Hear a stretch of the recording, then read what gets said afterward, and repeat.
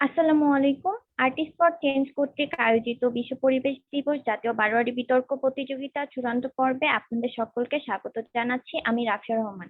আজকের অনুষ্ঠানে আমাদের মাঝে সম্মানিত সভাপতি হিসেবে উপস্থিত আছেন শাকিল আহমেদ, সভাপতি, জগন্নাথ ইউনিভার্সিটি ডিবেটিং সোসাইটি। আমাদের মাঝে আরো উপস্থিত আছেন আমাদের প্রধান অতিথি হিসেবে ইসরাত জাহান নূর ইভা, সাবেক সাধারণ সম্পাদক, সুফিয়া কামাল, ডিবেটিং ক্লাব বিতার্কিক, ঢাকা ইউনিভার্সিটি ডিবেটিং সোসাইটি।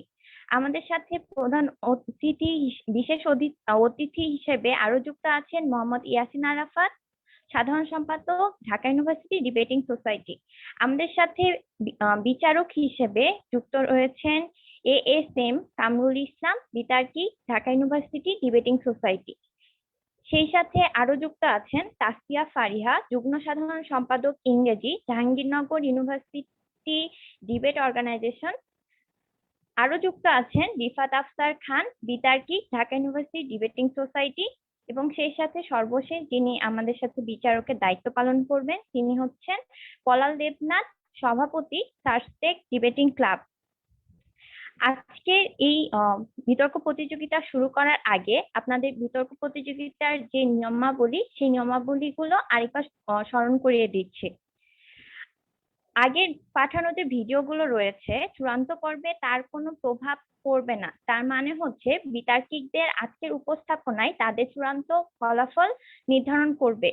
2, বিতর্কের সময় 4 মিনিট। সময় সংরক্ষক 4 মিনিটে আপনাদেরকে সময় শেষ বলে সতর্ক সংকেত দিবেন। এরপর সর্বোচ্চ 15 সেকেন্ডের মধ্যে আপনাদের বক্তব্য শেষ করতে হবে, নতুবা আপনারা যে সময়টা অতিরিক্ত নিবেন সেই সময়ের জন্য অতিরিক্ত নম্বর কর্তন করা হবে। 3, কোনো কারণবশত আপনি চাইলে ভিডিও অফ রেখে বিতর্ক করতে পারেন, তবে ভিডিও অন করে বিতর্ক করলে সেটি বেশি গ্রহণযোগ্যতা পাবে। 4, বিতার্কিকদের বিতর্ক করার সিরিয়াল চ্যাট বক্সে দেয়া আছে, আপনারা সেই অনুযায়ী প্রস্তুতি নিয়ে রাখবেন। এবং বিজ্ঞ বিচারক মণ্ডলীদের কাছে ইতিমধ্যে এক্সেল শিট পৌঁছে গিয়েছে, আপনারা সেখানে মার্কিং করতে পারেন এবং সেই সাথে আপনারা যদি চান খাতায় মার্কিং করে আমাদেরকে পরবর্তীতে পাঠাতে পারেন। সব বিচারক মণ্ডলীর নম্বরের যোগফলের ভিত্তিতে আমাদের চূড়ান্ত ফলাফলটি দেয়া হবে। এই ছিল আজকে বিতর্কের নিয়মাবলী। এবার আজকের মাননীয় সভাপতিকে আমি অনুরোধ জানাবো আমাদের অনুষ্ঠানটি পরিচালনার জন্য।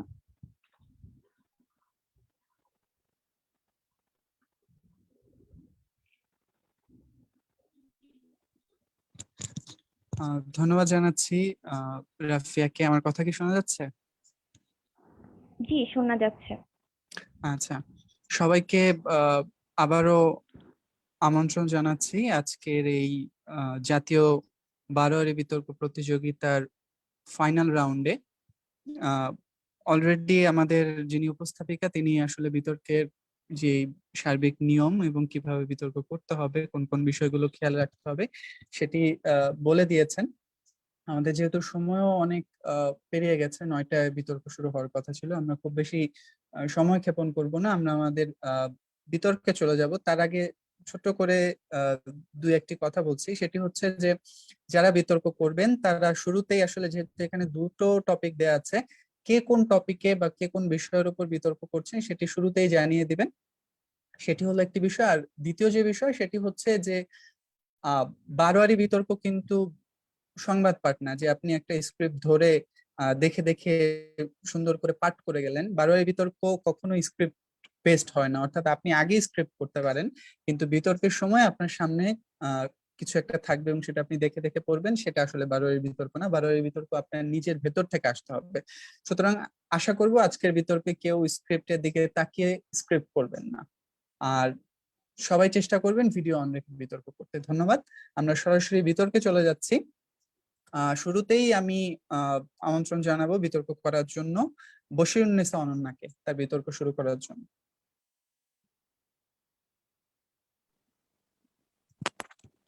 আমাকে কি শোনা যাচ্ছে? হ্যাঁ, আপনাকে শোনা যাচ্ছে। হ্যালো, হ্যাঁ, আপনাকে শোনা যাচ্ছে। হ্যালো,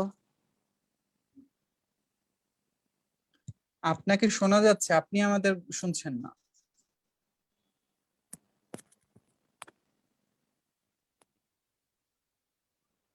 আমি তাহলে শুরু করছি। জি জি।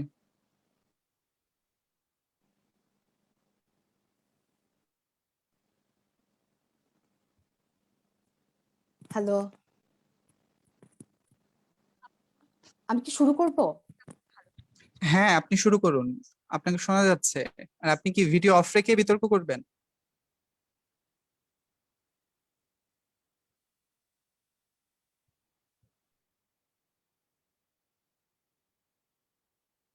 হ্যালো।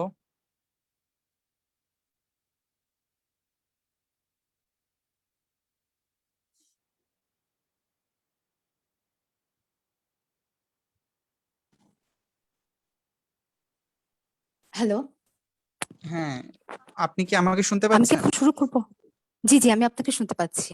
জি জি, আপনি শুরু করুন। আসসালামু আলাইকুম, আমি বশিরুন্নিসা অনন্যা, ঢাকা বিশ্ববিদ্যালয়। আমার বারোয়ারি বিতর্কের বিষয় আমার এই পাবে তুমি ইহাদের ফিরে। কেমিস্ট্রি ল্যাবের ভ্যাপসা গরম আর ভিনেগারের গন্ধে আমার আর আবিরের প্রেম জমে উঠেছিল বুড়েটার পিপেটে। গুটি গুটি পায়ে কাছে এসেছিল অনুভূতিরা। চোখে চোখে প্রেম আলাপ, ছিল না কোনো লাল গোলাপ। নীল লিটমাস লাল হয়েছিল প্রেমের আম্লিকতায়। কিন্তু সবকিছু ওলট পালট হয়ে গেল করোনা ভাইরাসের ভয়াবহতায়। 20 সেপ্টেম্বর 2020, আবিরকে হারানোর 2 মাস পূর্ণ হলো। করোনা ভাইরাসে আক্রান্ত রোগীদের সেবা, সাহায্য, সহযোগিতা করার উদ্দেশ্যে একটি এনজিওতে যোগ দেয় সে। তার কিছুদিনের মাথায় সে নিজেও করোনা ভাইরাসে আক্রান্ত হয়। পর্যাপ্ত পরিমাণ অক্সিজেন আর প্রয়োজনীয় চিকিৎসার অভাবে তাকে বাঁচানো সম্ভব হয়নি। একদিকে আবিরকে হারানোর তীব্র যন্ত্রণা, আর অন্যদিকে ভয়, আতঙ্ক, অনিশ্চয়তা। তার মধ্যে কিছুদিনের মাথায় আবারও উত্তাল পৃথিবী। ভারতে অক্সিজেনের অভাবে লাশের স্তূপ, চলছে গণচিতা, প্রার্থনারত পুরো পৃথিবী। অবাক করার মতো বিষয় হল এখানে প্রতিনিয়ত ভারতে লক্ষ লক্ষ হবে ইন্ডিয়া নিডস অক্সিজেন এই হ্যাশট্যাগে যখন পুরো পৃথিবী তোলপাড়।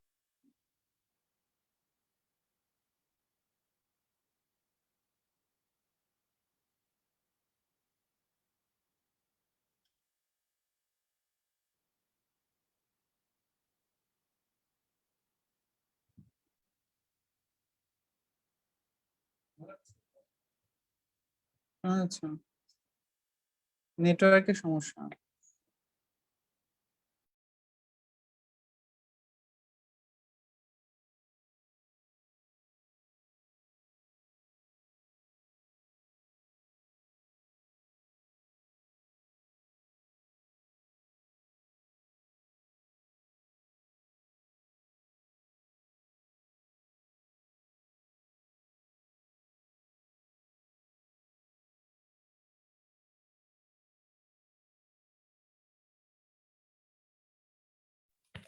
আচ্ছা, মাননীয় সভাপতিকে অনুরোধ করব পরবর্তী যিনি প্রতিযোগিতা তাকে আহ্বান জানানোর। আমরা অনন্যার সাথে যোগাযোগ করছি।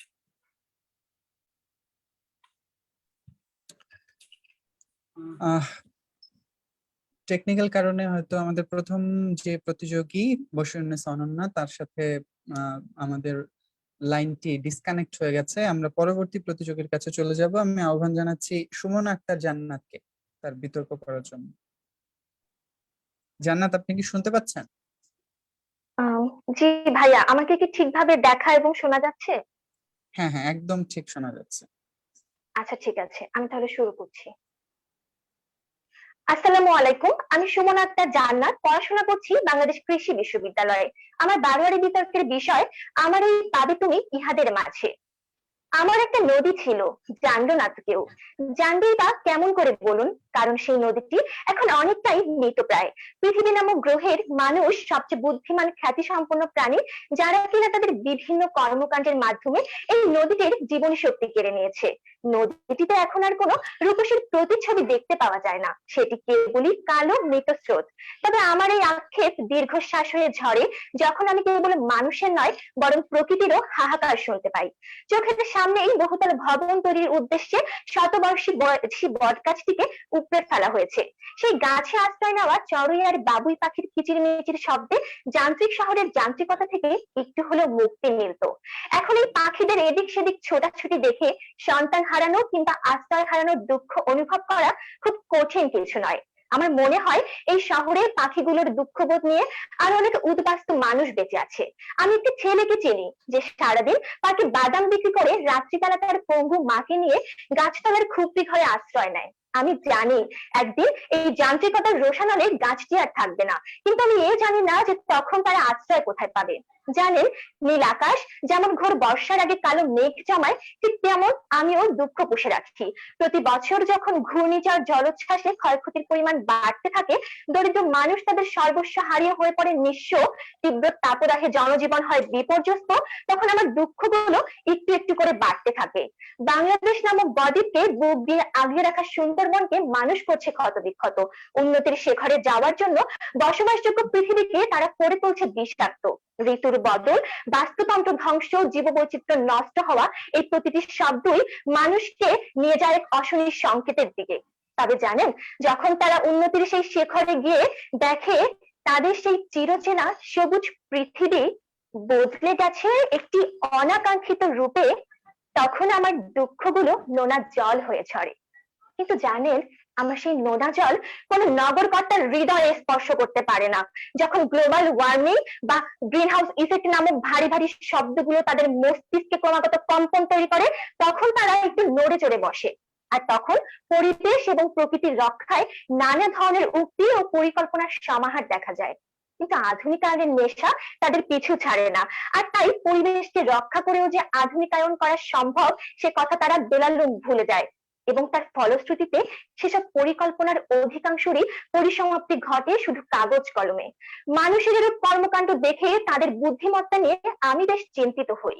কিন্তু যখন এক শ্রেণীর মানুষ সংগঠনের তরুণ প্রজন্মকে দেখি যে নগরকর্তাদের এসব আগ্রাসী মনোভাবের বিরুদ্ধে জোর কণ্ঠে আওয়াজ তোলে, তখন আমার মানব জন্ম সার্থক বলে মনে হয়। যুক্তরাজ্যের সবচেয়ে দীর্ঘ পাইন গাছটি ভেঙে যাওয়ার পরে সেটিকে শিল্পকর্মে রূপান্তর করে করা হচ্ছে অন্যরকম এক প্রতিবাদ। ঠিক তেমনি যশোর রোডে দাঁড়িয়ে থাকা ইতিহাস সাক্ষী করা বৃক্ষ নিধন, অথবা সোহরাওয়ার্দী উদ্যানের গাছ কেটে নগরায়নের যে পরিকল্পনা নেওয়া হয়েছিল সেসবের বিরুদ্ধে যখন তারা জোর কণ্ঠে আওয়াজ তোলে, তখন আমার মনে হয় একজন প্রকৃতি প্রেমী হিসেবে চিৎকার করে বলি, এই পৃথিবী, এই পরিবেশ, এই সবকিছু বেঁচে থাকলেই বেঁচে থাকবো আমরা। ওরাই যদি ঠিক মতো টিকে থাকে তবে এই পৃথিবীতে মানুষরা বারবার ফিরে আসবে, নয়তো তাদের মতো করে একসময় মানুষদেরকে বিলুপ্ত হয়ে যেতে হবে। আমার ইচ্ছে করে জীবনানন্দ দাশের মতোই কাব্যিক সুরে বলতে, রূপসার ঘোলা জলে হয়তো কিশোর এক সাদা ছেঁড়া পালে ডিঙাবায়, আসিতেছে ঘোর অন্ধকার, রাঙামেঘ সাতটায় অন্ধকার আসিতেছে নীরে, দেখিবে ধবল বব, আমার এই পাবে তুমি খুঁজে ইহাদের ফিরে। ধন্যবাদ। সময় শেষ। ধন্যবাদ জানাচ্ছি সুমন আক্তার জান্নাতকে। বাশিরুন্নেসা অনন্যা, আপনি কি রিকানেক্ট হতে পেরেছেন? জি ভাইয়া, আমি এখন তাহলে আবার শুরু করতে চাচ্ছি। আচ্ছা, ঠিক আছে। আমরা এ পর্যায়ে আহ্বান জানাবো বাশিরুন্নেসা হ্যালো, অনন্যাকে। আর আবার, হ্যাঁ, আপনি শুনতে পাচ্ছেন? আপনি কি শুনতে পাচ্ছেন? জি জি আমি শুনতে পাচ্ছি। আচ্ছা, এ পর্যায়ে আমরা আমি কি আবারও শুরু করব? আহ্বান, হ্যাঁ হ্যাঁ, আপনি শুরু করুন একদম প্রথম থেকে। জি আমি শুনতে পাচ্ছি। আমি কি শুরু করব? জি জি, আপনি শুরু করুন।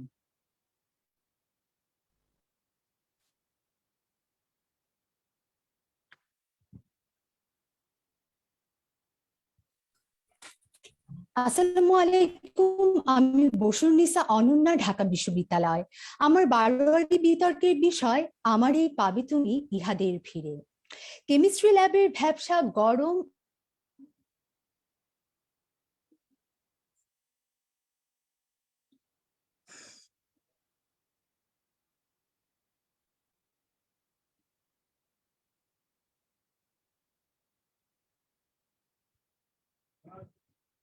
না, ফ্রিজ হয়ে গেছে।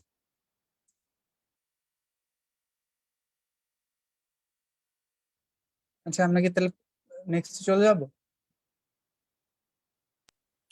আচ্ছা, নেক্সট চলে যান, আমি ওকে আবার কানেক্ট করছি। আচ্ছা, ইনজামামুল হক অয়ন, আপনি কি শুনতে পাচ্ছেন আমাকে?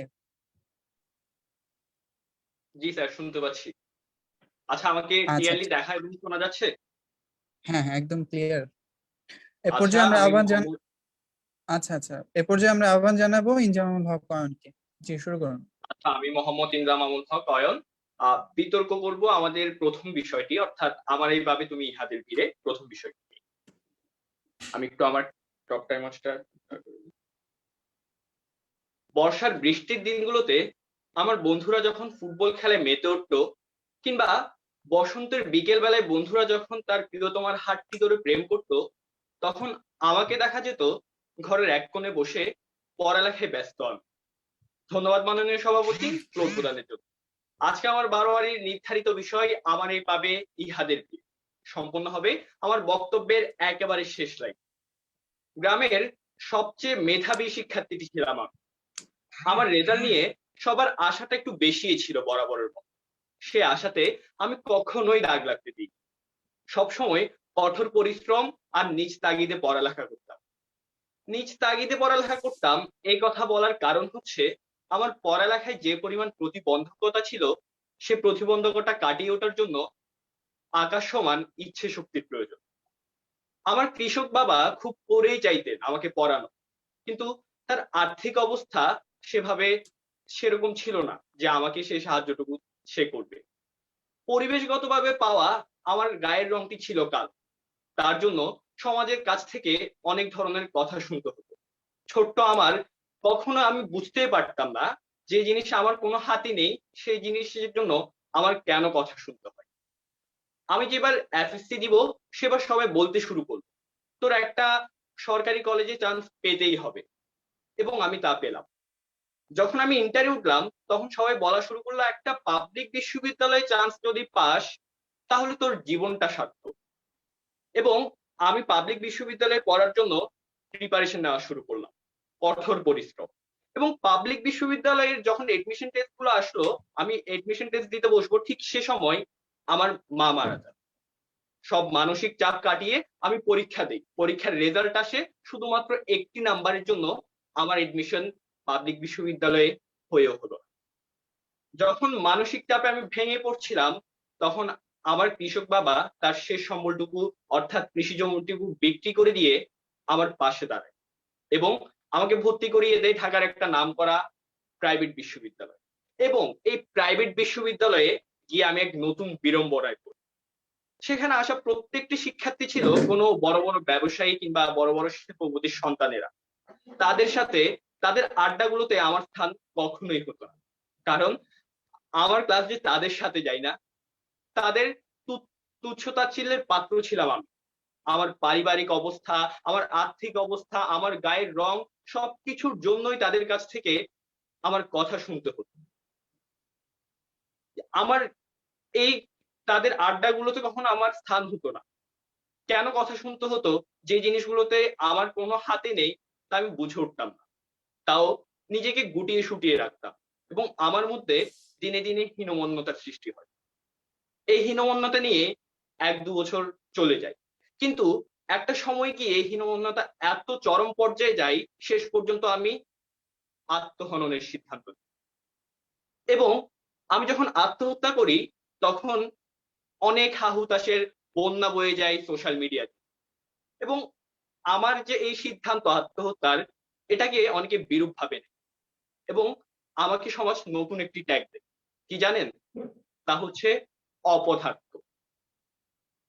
আমি অপদার্থ ছিলাম কি ছিলাম না, তা নিয়ে আপনারা বিতর্ক করতেই পারেন, কিন্তু আমার এই অপদার্থ হওয়ার জন্য কারণটা যে আপনার সমাজের ওই ধনী গরিব বৈষম্য, আপনার কালো সাদা বৈষম্য, সে দায় সমাজ কখনোই অস্বীকার করতে পারে না। আমি এখন অপদার্থ, আমি অপদার্থদের দল, আর আমার এই পাবে তুমি ইহাদের ভিড়। ধন্যবাদ। ধন্যবাদ জানাচ্ছি ইনজামামুল হক অয়নকে। বাশিরুন্নেসা অনন্যা, আপনি কি আছেন?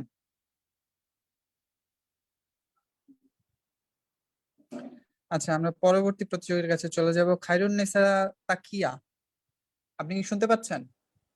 জি, আমাকে কি শোনা যাচ্ছে? হ্যাঁ, আপনাকে ক্লিয়ারলি শোনা যাচ্ছে। আমরা ফ্লোর প্রদান করছি খায়রুন্নেসা তাকিয়াকে।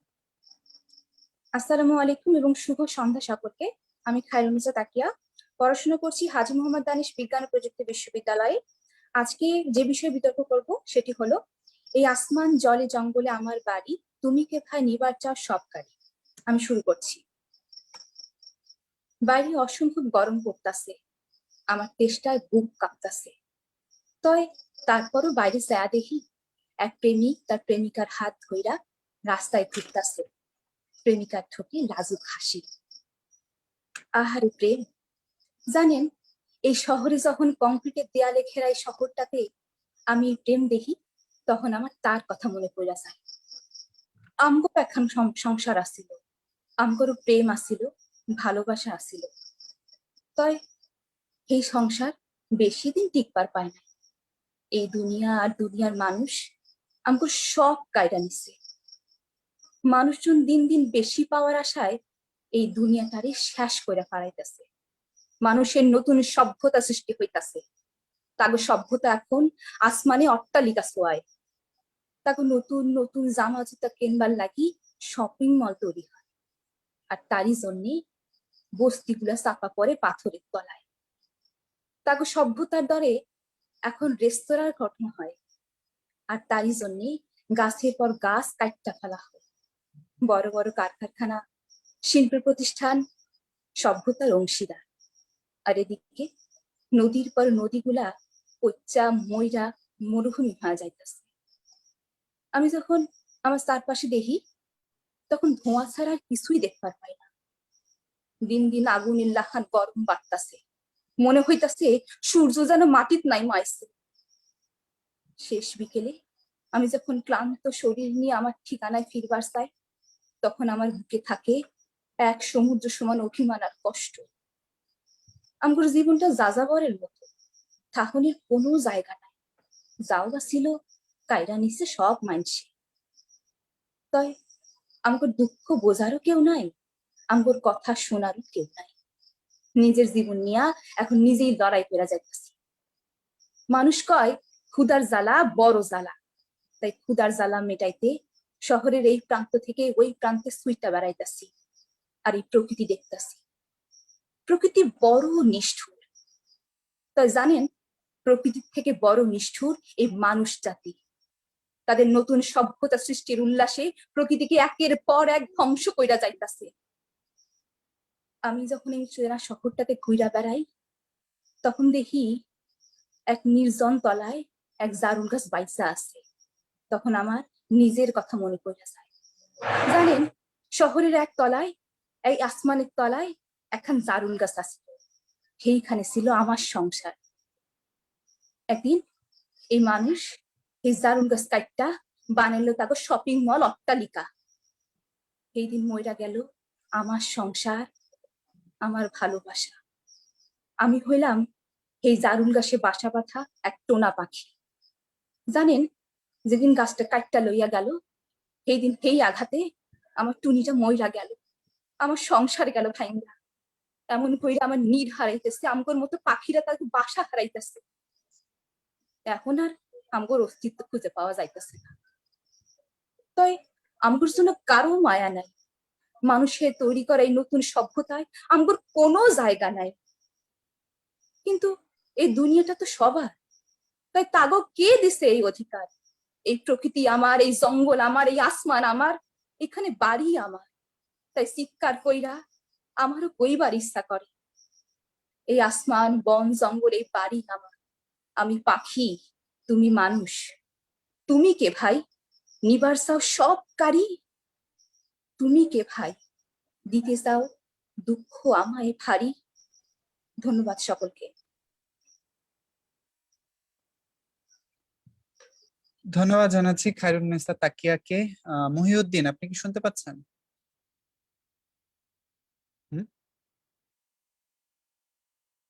মহিউদ্দিন আছেন? অর্থী রহমান?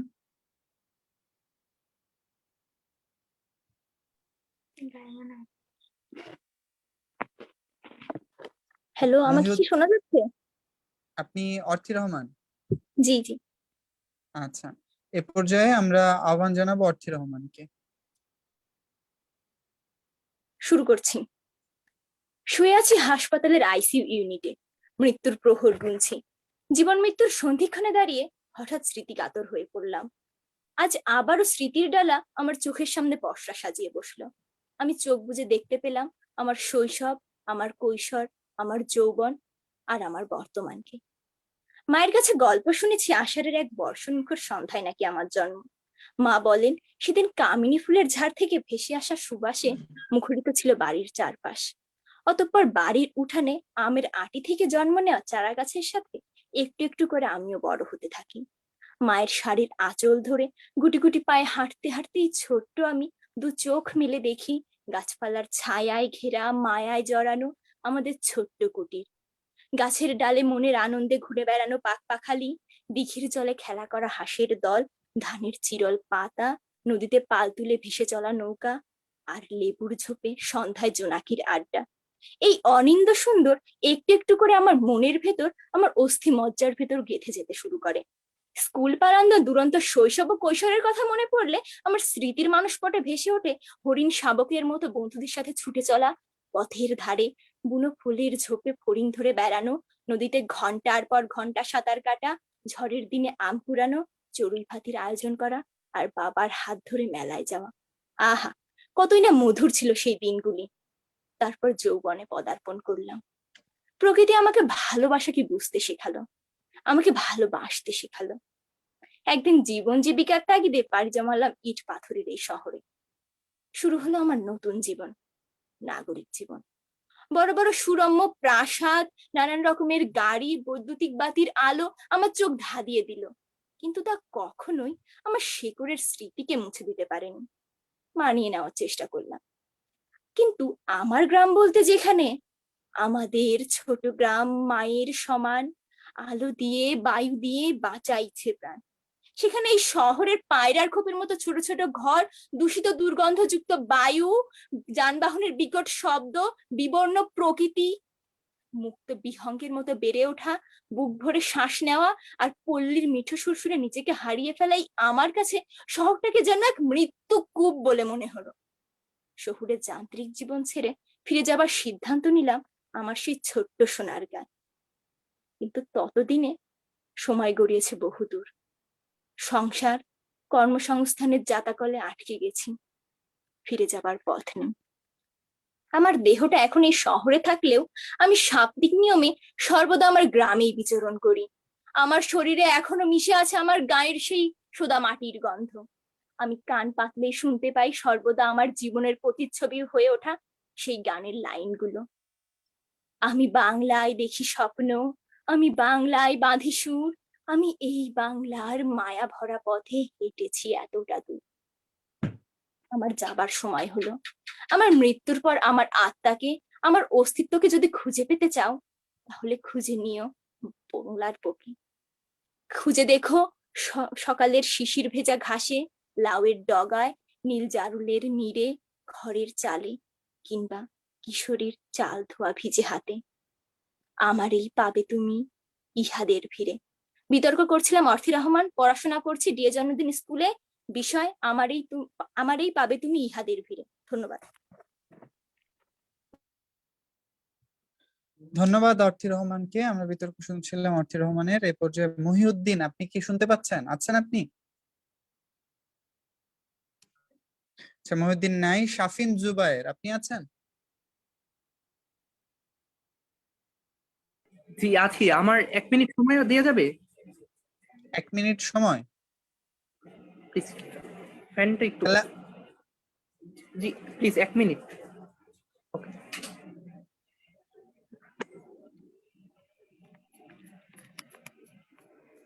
আপনার বেশি সময় লাগলে আমরা পরবর্তী প্রতিযোগীর কাছে যাই, আপনি এরপরে করবেন।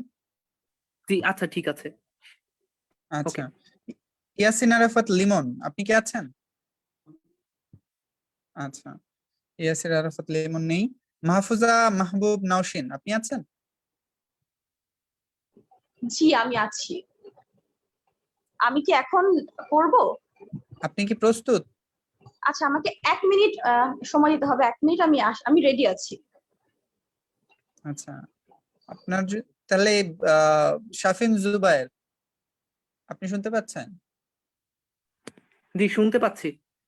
তাহলে আপনার পরের আমাকে শুনতে? প্রতিযোগী প্রস্তুত না? হ্যাঁ হ্যাঁ, আপনি তাহলে বিতর্ক শুরু করতে পারেন যদি আপনি প্রস্তুত থাকেন। জি। আমি আসলে মাইক্রোফোন কানেক্ট করব, প্লিজ একটু আমি তো সাউন্ড শুনতে পাবো না, আমাকে শুনতে গেলে প্লিজ একটু হাত তুলবেন, তাহলে বুঝতে পারবো।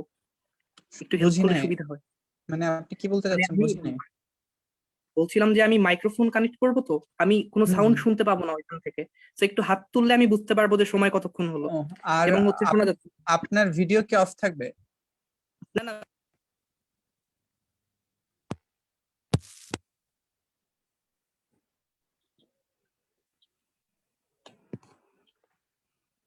ভিডিও অন থাকবে আমার। আচ্ছা আচ্ছা, শুরু করুন। ওকে।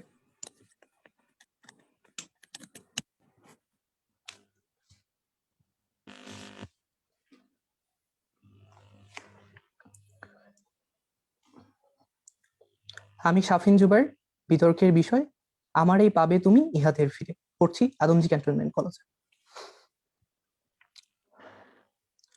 এখনো কি আকাশের মেঘ দেখে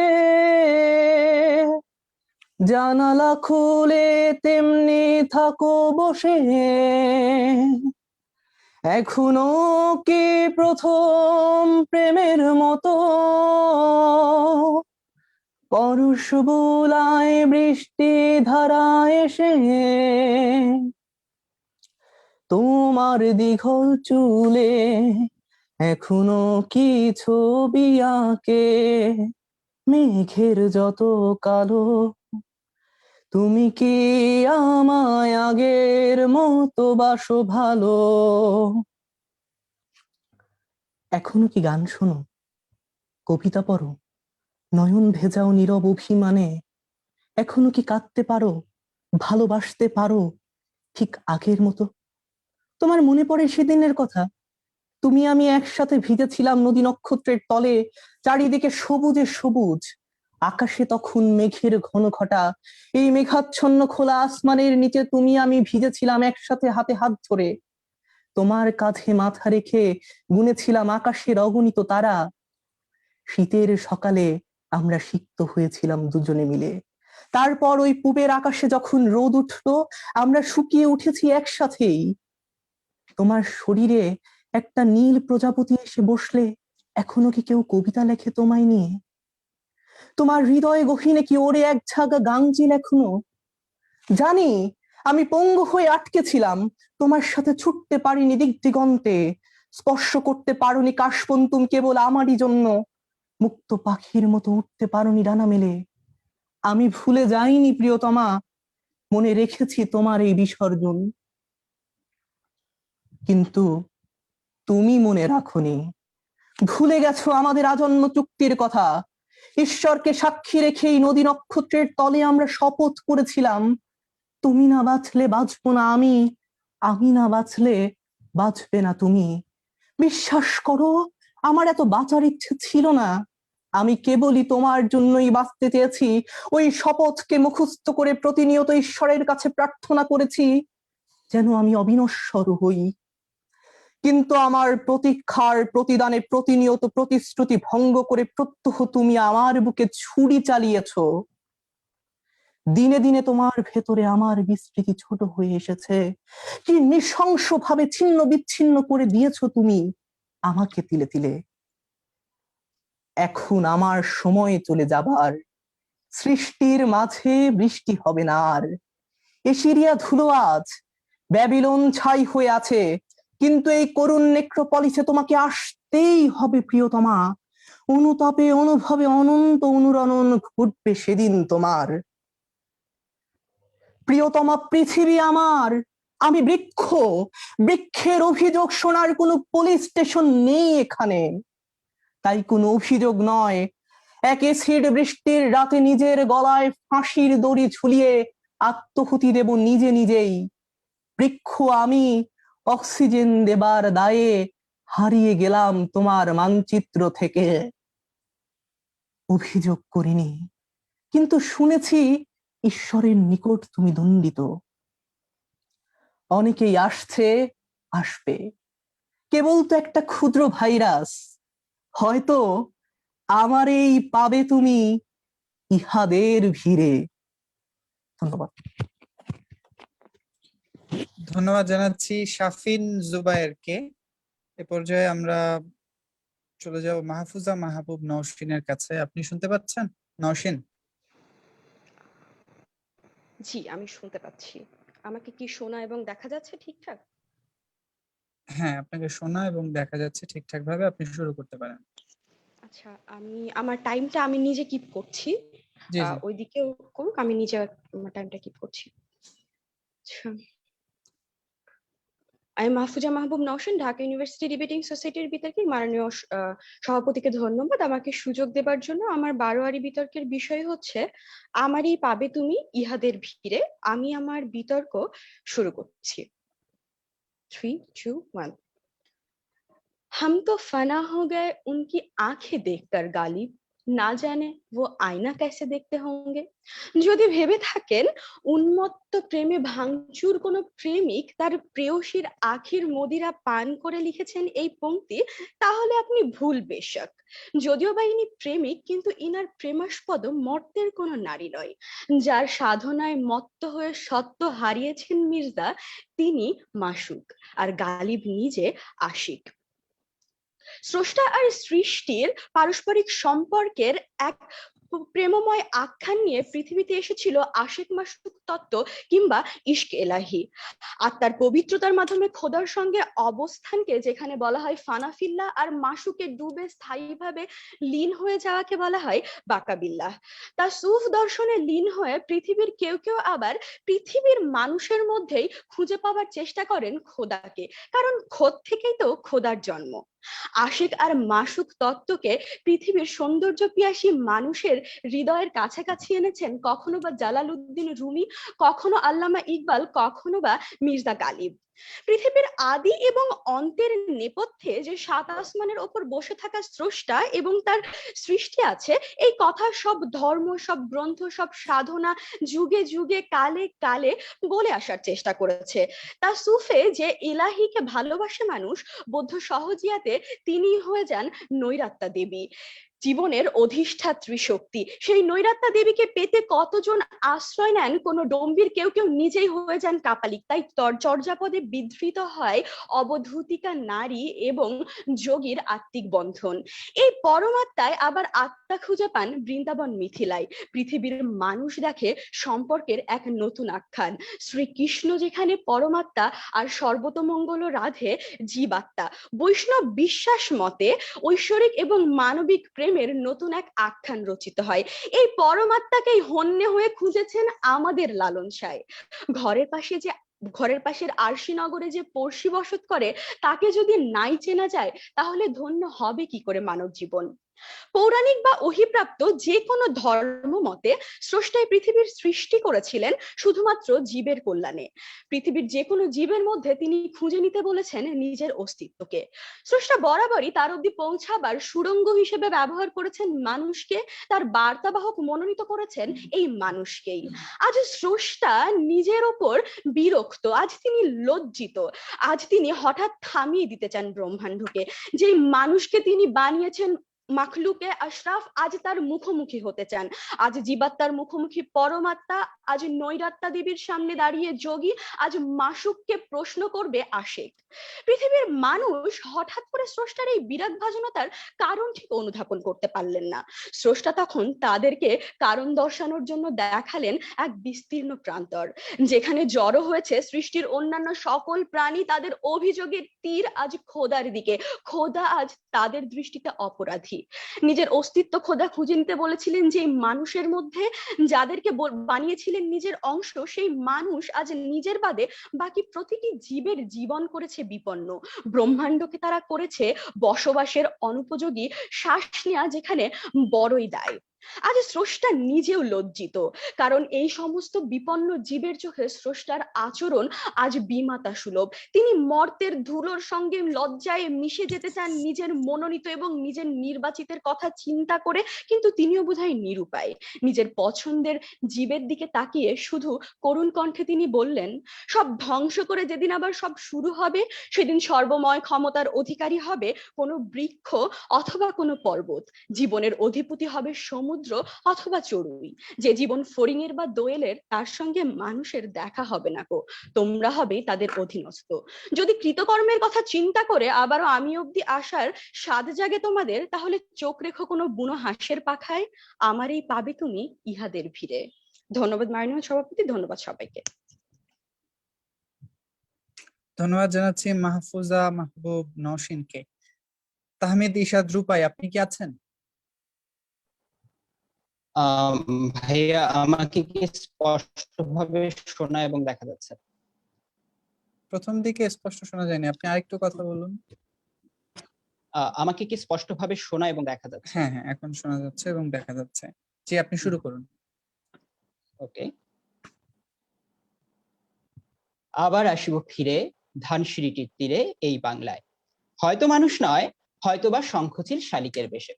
জীবনানন্দ দাশ গত হয়েছেন তা বছর অনেক আগের কথা, কিন্তু জীবনানন্দ দাশ, প্রকৃতির কবি জীবনানন্দ দাশ, শঙ্খচিলের বেশে তার এই প্রকৃতিতেই তার পাঠকের মাঝে ফিরে আসতে চেয়েছিলেন। কিন্তু প্রশ্নটি হচ্ছে, এই 2021 সালে এসে একজন কিশোর পাঠক বা পাঠিকা যখন আবার আসিব ফিরে পড়তে পড়তে শঙ্খচিলের মাধ্যমে একটি সবুজ শ্যামল প্রকৃতিতে জীবনানন্দ দাশের একটি প্রতিবিম্ব কি ইট কাঠ পাথর কার্বন ডাই অক্সাইড সালফারের একটি পৃথিবীতে শঙ্খচিলকে চিনতে পারবেন এবং জরিপ করে দেখতে পারবেন যে এই পৃথিবীর অনেক কিশোর কিশোরী শঙ্খচিল চেনে না। এখন বলা হয়ে থাকে, বর্তমান যদি পিতা হয়ে থাকে, ভবিষ্যৎ তার সন্তান। আজকে 2021-কে যদি আমি সন্তান ধরে থাকি, তার 100 বছর আগের 1921-কে আমি পিতাই বলতে পারি। সেক্ষেত্রে 2021 কি 1921-কে দায় দিতে পারে না যে এই 100 বছরে তুমি আমাকে শঙ্খচিলের মাধ্যমে জীবনানন্দ দাশকে খুঁজে পাওয়ার অধিকার থেকে বঞ্চিত করেছো। এই দেখুন, অধিকার আদায়ের দাঁড়িপাল্লা ভাবতে ভাবতে আমার নিজের পরিচয়টাই হয়ে ওঠে। আমি তাহমিদ ইশাদ রূপাই, বাংলাদেশ কৃষি বিশ্ববিদ্যালয়ের ভেটেরিনারি অনুষদের 2য় বর্ষের একজন শিক্ষার্থী। কিন্তু ভিডিওর বাকিটা সময় আমাকে 2121 সাল বলে বিবেচনা করতে পারেন। হ্যাঁ, আমি আজ 2021 সালের সন্তান হিসেবে আপনাদের সাক্ষী রেখে আমার পিতা 2021-কে কিছু প্রশ্ন করে যেতে চাই। আমার প্রথম প্রশ্ন, ভবিষ্যতের জন্য তুমি আমার জন্য কি রেখে যাচ্ছ? উত্তরে 2021 সালের প্রতিনিধি হিসেবে আপনারা আমাকে বলতেই পারেন, চতুর্থ শিল্প বিপ্লব, উন্নত প্রযুক্তি, উন্নত জাতীয় ইন্টারনেট, উন্নত বিভিন্ন শিল্প বিপণন ব্যবস্থা, carbon die oxide, sulphur, plastic, বর্জ্য, করোনা ভাইরাস, এসব কিছু হয়তো রেখে যাচ্ছেন।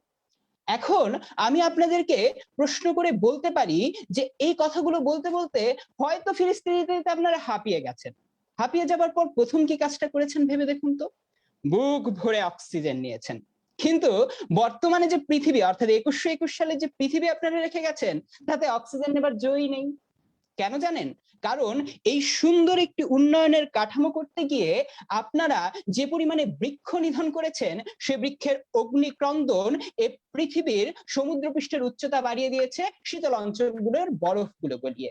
এখানে এখন আর প্রাণ ভরে শ্বাস নেওয়া যায় না। সাইকাস তো জীবন্ত ফসিল এখনই রয়েছে, কিন্তু যে সমস্ত জিমনোস্পার্ম অর্থাৎ আবৃতবীজী উদ্ভিদগুলোকে ফসল হিসেবে আপনারা ব্যবহার করেন, সেগুলো এখন এখানে সদ্য ফসিল কিংবা প্রৌঢ় ফসিল। এখন ফসল আর ফলানো যায় না। এখন আপনাদের সামনে সাক্ষী রেখে আমি যদি আমার পিতাকে প্রশ্ন করি, আমার প্রথম চাহিদা তো আমার খাদ্য, আমার খাদ্যের কি ব্যবস্থা এই 100 বছর পরে তুমি করে গেছো? আমার পিতা হয়তো উত্তরে বলতে পারেন, উন্নত চাষাবাদ পদ্ধতি, বিভিন্ন উদ্ভিজ এবং প্রাণীজ উৎস আমার খাদ্যের জন্য রয়েছে।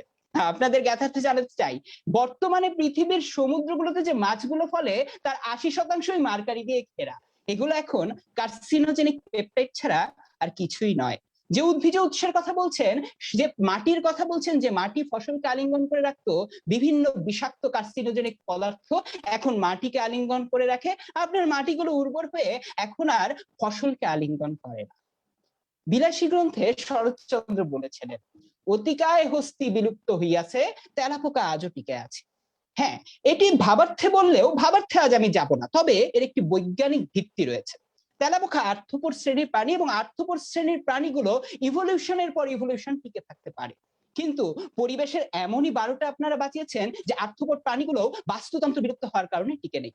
পৃথিবীর ফুসফুস তো কবেই আপনারা আমাজন জ্বালিয়ে দিয়ে বিলুপ্ত করেছিলেন, কিন্তু বর্তমান পৃথিবীর যকৃত, ফুসফুস, এমনকি মস্তিষ্ক ক্ষয়িষ্ণু। তাই বলে যেতে চাই, ক্ষয়িষ্ণু আমাকেই তুমি পাবে ইহাদের ভিড়ে। জীবনানন্দ দাশকে দিয়ে শুরু করেছিলাম, তাকে নিয়ে শেষ করব। তিনি বলে গেছিলেন, থুথুরে এক অন্ধকাচা অসত্যের ডালে বেশে চোখ উঠায় কয়, বুড়ি চাঁদ গেছে বুঝি বেনো জলে ভেসে। আমাকেও বেনো জলে ভাসতে দেবেন না। ধন্যবাদ সকলকে। ধন্যবাদ জানাচ্ছি তাহমিদ ইশাদ রূপাইকে। নবনীতা বিশ্বাস, আপনি শুনতে পাচ্ছেন?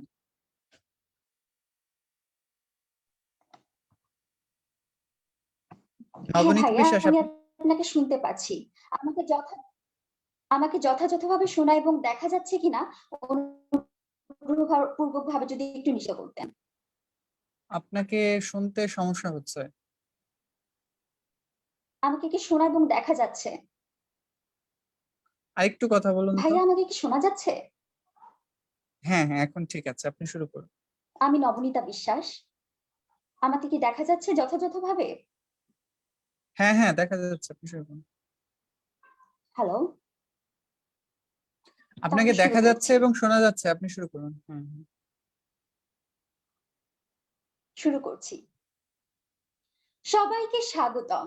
আমি নবনীতা বিশ্বাস, রাজশাহী বিশ্ববিদ্যালয়ের ইংরেজি বিভাগের 2য় বর্ষের শিক্ষার্থী। আমার বারোয়ারি বিতর্কের বিষয়, এই আসমানে জলে জঙ্গলে আমার বাড়ি, তুমি কে ভাই, নিবার চাও সবিকারী। কখনো পরন্ত বিকেলের আলোয় উদ্দাম বলাকার ঝাঁক দেখেছেন? ওই যে নীলিমার কণ্ঠহারের মতন যে শুভ্র বলাকার শাড়ি উড়ে যায়, আমি তাদেরই একজন। এই মুহূর্তে আমি মুখ থুবড়ে পড়ে আছি একটি নিদারুণ বিছানায়। কোন বিছানায়? আমি পড়ে আছি এক বিক্ষিপ্ত কাটাছোপে নির্মম রুক্ষ বিছানায়। আমার 2 চোখ জুড়ে এখন শুধুমাত্রই সহস্র বছরের ক্লান্তি। আমার ক্ষত বিক্ষত নিস্তব্ধ ডানা আজ শুধুই ভাবছে যে আর সে কখনোই কোনোভাবেই উঠতে পারবে না। তার সমস্ত সত্তা জুড়ে আজ শুধুই আর্তনাদের সুর। ঝাপসা চোখে যখন চারপাশটা তাকিয়ে দেখি আমার মতোই অজস্র নিষ্পাপ প্রাণ নিথর হয়ে মুষড়ে পড়ে আছে গত রাতের প্রলয়ঙ্করী ঘূর্ণিঝড়ে। আমি পিঙ্গল রঙা আকাশটার দিকে তাকাই। সেদিকে তাকিয়ে থেকে আমার যন্ত্রণা দগ্ধ শূন্য দৃষ্টি ক্রমশই ডুবে যেতে থাকে কোনো বিস্মৃত অতীতের উদ্ভ্রান্ত ঘোরে। হ্যাঁ, ওই আকাশটা আমার ছিল, আমাদের ছিল। ওই আকাশে প্রতিটি অন্তরিক্ষে মেঘমালার ভাঁজে ভাঁজে প্রতীক্ষা ছিল আমার মতোই অসংখ্য গগনচারীর। কিন্তু সেসব কথা এখন শুধুমাত্রই ধূসর রূপকথা বলে মনে হয়, কেননা সেসব ধূসর রূপকথাকে বিবর্ণ করেছে মানুষ নামের এক ক্ষুধার্ত হিংস্র প্রাণী। সেই দানবের ভয়ে ভয়ে আমি আর আমার প্রজাতি পালিয়ে বেড়াতে শুরু করি। কিন্তু হে বিকৃত মস্তিষ্কধারী মানুষ, তোমার থেকে পালিয়ে বাঁচার আপ্রাণ চেষ্টা করেও তোমার থেকে শেষ রক্ষা হলো না আমার। গত রাতের উদ্দাম সর্বগ্রাসী ঝড়ে আমি হারিয়ে ফেলেছি আমার ছোট্ট ছোট্ট 2টি ছানাকে। ওরা মারা গেছে। আজ আর আমাদের ঠিকানা জলে, স্থলে কিংবা অন্তরিক্ষে নয়, বরং আমাদের ঠিকানা মিলেছে শিকারীর পাতা ফাঁদে। হ্যাঁ, এই যে তোমরা প্রতিদিন শয়ে শয়ে বলাকাকে আটকে রেখে রোজ বাজারে 70 টাকা দরে বিক্রি করো, সেই 70 টাকার দরে বিক্রি হয়ে গেছে আমার সঙ্গী। কেননা সেই শত শত বলাকার ভিড়ে ছিল আমার সঙ্গী। 70 টাকা, মাত্র 70 টাকার বিনিময়ে তুমি নিঃশেষ করে দিয়েছো আমার সমস্ত ভালোবাসাকে। আর এভাবেই গত 3 শতক জুড়ে তুমি পৃথিবীর বুক থেকে নিশ্চিহ্ন করেছো 571টি প্রজাতি। সে প্রজাতিকে তুমি সম্পূর্ণরূপে নিশ্চিহ্ন করেছো তুমি সেই প্রজাতিদেরকে, যেমন ঠিক সেমনি ভাবেই তুমি আবার 10 লক্ষ প্রজাতিকে আজ ধ্বংসের দ্বার প্রান্তে ঠেলে দিয়েছো। আজ সোয়াজ অফ নো গ্রাউন্ডে ডলফিন নেই, সুন্দরবন জুড়ে রয়্যাল বেঙ্গল টাইগারের হাহাকার, আজ গন্ডার কুমির কিংবা সাম্বার হরিণ কোনো কিছুই নেই। আজ আমার আবাসস্থল থেকে আমাকেই তুমি উৎখাত করেছো, কিন্তু তুমি নিজেকে দাবি করো পৃথিবীর সর্বশ্রেষ্ঠ জীব হিসেবে। আজ তুমি পৃথিবীর বুকে 404 মিলিয়ন কার্বন নিঃসরণ করছো প্রতি বছর, তুমি 21 কোটি টন প্লাস্টিক বর্জ্য নিঃসরণ করছো মহাসাগরের বুকে, প্রতি মিনিটে তুমি 8 হেক্টর বনভূমি ধ্বংস করছো। কিন্তু আমার আবাসস্থল, আমার আদিম বিচরণ ভূমি কেড়ে নেওয়ার অধিকার তোমাকে কে দিয়েছে? এই জলে জঙ্গলে আসমানে আমার অধিকার, এই আসমানে জলে জঙ্গলে আমার বাড়ি। তুমি কে ভাই নিবার চাও সবিকারী? সেই ওয়ার্ডসওয়ার্থের কথা মনে পড়ে যায়। নিসর্গপ্রেমী ওয়ার্ডসওয়ার্থ হয়তো ওয়েন নদীর তীরে দাঁড়িয়ে শিল্প বিপ্লবের কান্না শুনতে পেয়েছিলেন নদীর মর্মর ধ্বনিতে, কিন্তু তোমরা শুনতে পাওনি। আজ তাই আমার শরীরে অসহ্য যন্ত্রণা, কিন্তু আমি চিৎকার করে গ্রেটা থানবার্গের মতন করে বলবো, হাউ ডেয়ার ইউ। ঠিক তেমনি ভাবেই আজকে আমি বলতে চাই, ফিরিয়ে দাও সেই অরণ্য, লও ইন অগর হে নব সভ্যতা। আমি চাই মানুষ, তুমি আমাকে বাঁচতে দাও, তুমি আমাকে উঠতে দাও। মানুষ, তুমি মানুষ হও। ধন্যবাদ সবাইকে। ধন্যবাদ জানাচ্ছি নবনীতা বিশ্বাসকে। সৌম্যজিতা শ্রুতি, আপনি আছেন? আচ্ছা, বাশিরুন্নেসা অনন্যা, আপনি আছেন? জি ভাই, আমি আছি, কিন্তু আমার নেটওয়ার্কটা দুর্বল। আমি ভিডিওটা অফ করে রাখতে চাচ্ছি, বিকজ ভিডিও সাপোর্ট করতেছে না। আচ্ছা আচ্ছা, কোনো আমি কি সমস্যা নেই। হ্যাঁ হ্যাঁ, আপনি জি, তাহলে আমি শুরু ভিডিও করছি। আচ্ছা। আসসালামু আলাইকুম, আমি বশিরুন্নেসা অনন্যা, ঢাকা বিশ্ববিদ্যালয়। আমার বারোয়ারি বিতর্কের বিষয় আমার এই পাবে তুমি ইহাদের ভিড়ে। কেমিস্ট্রি ল্যাবের ভ্যাপসা গরম আর ভিনেগারের গন্ধে আমার আর আবিরের প্রেম জমে উঠেছিল বুড়েটার পিপেটে।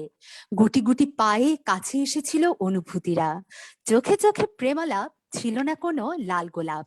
নীল মাস লাল হয়েছিল প্রেমের আম্লিকতায়।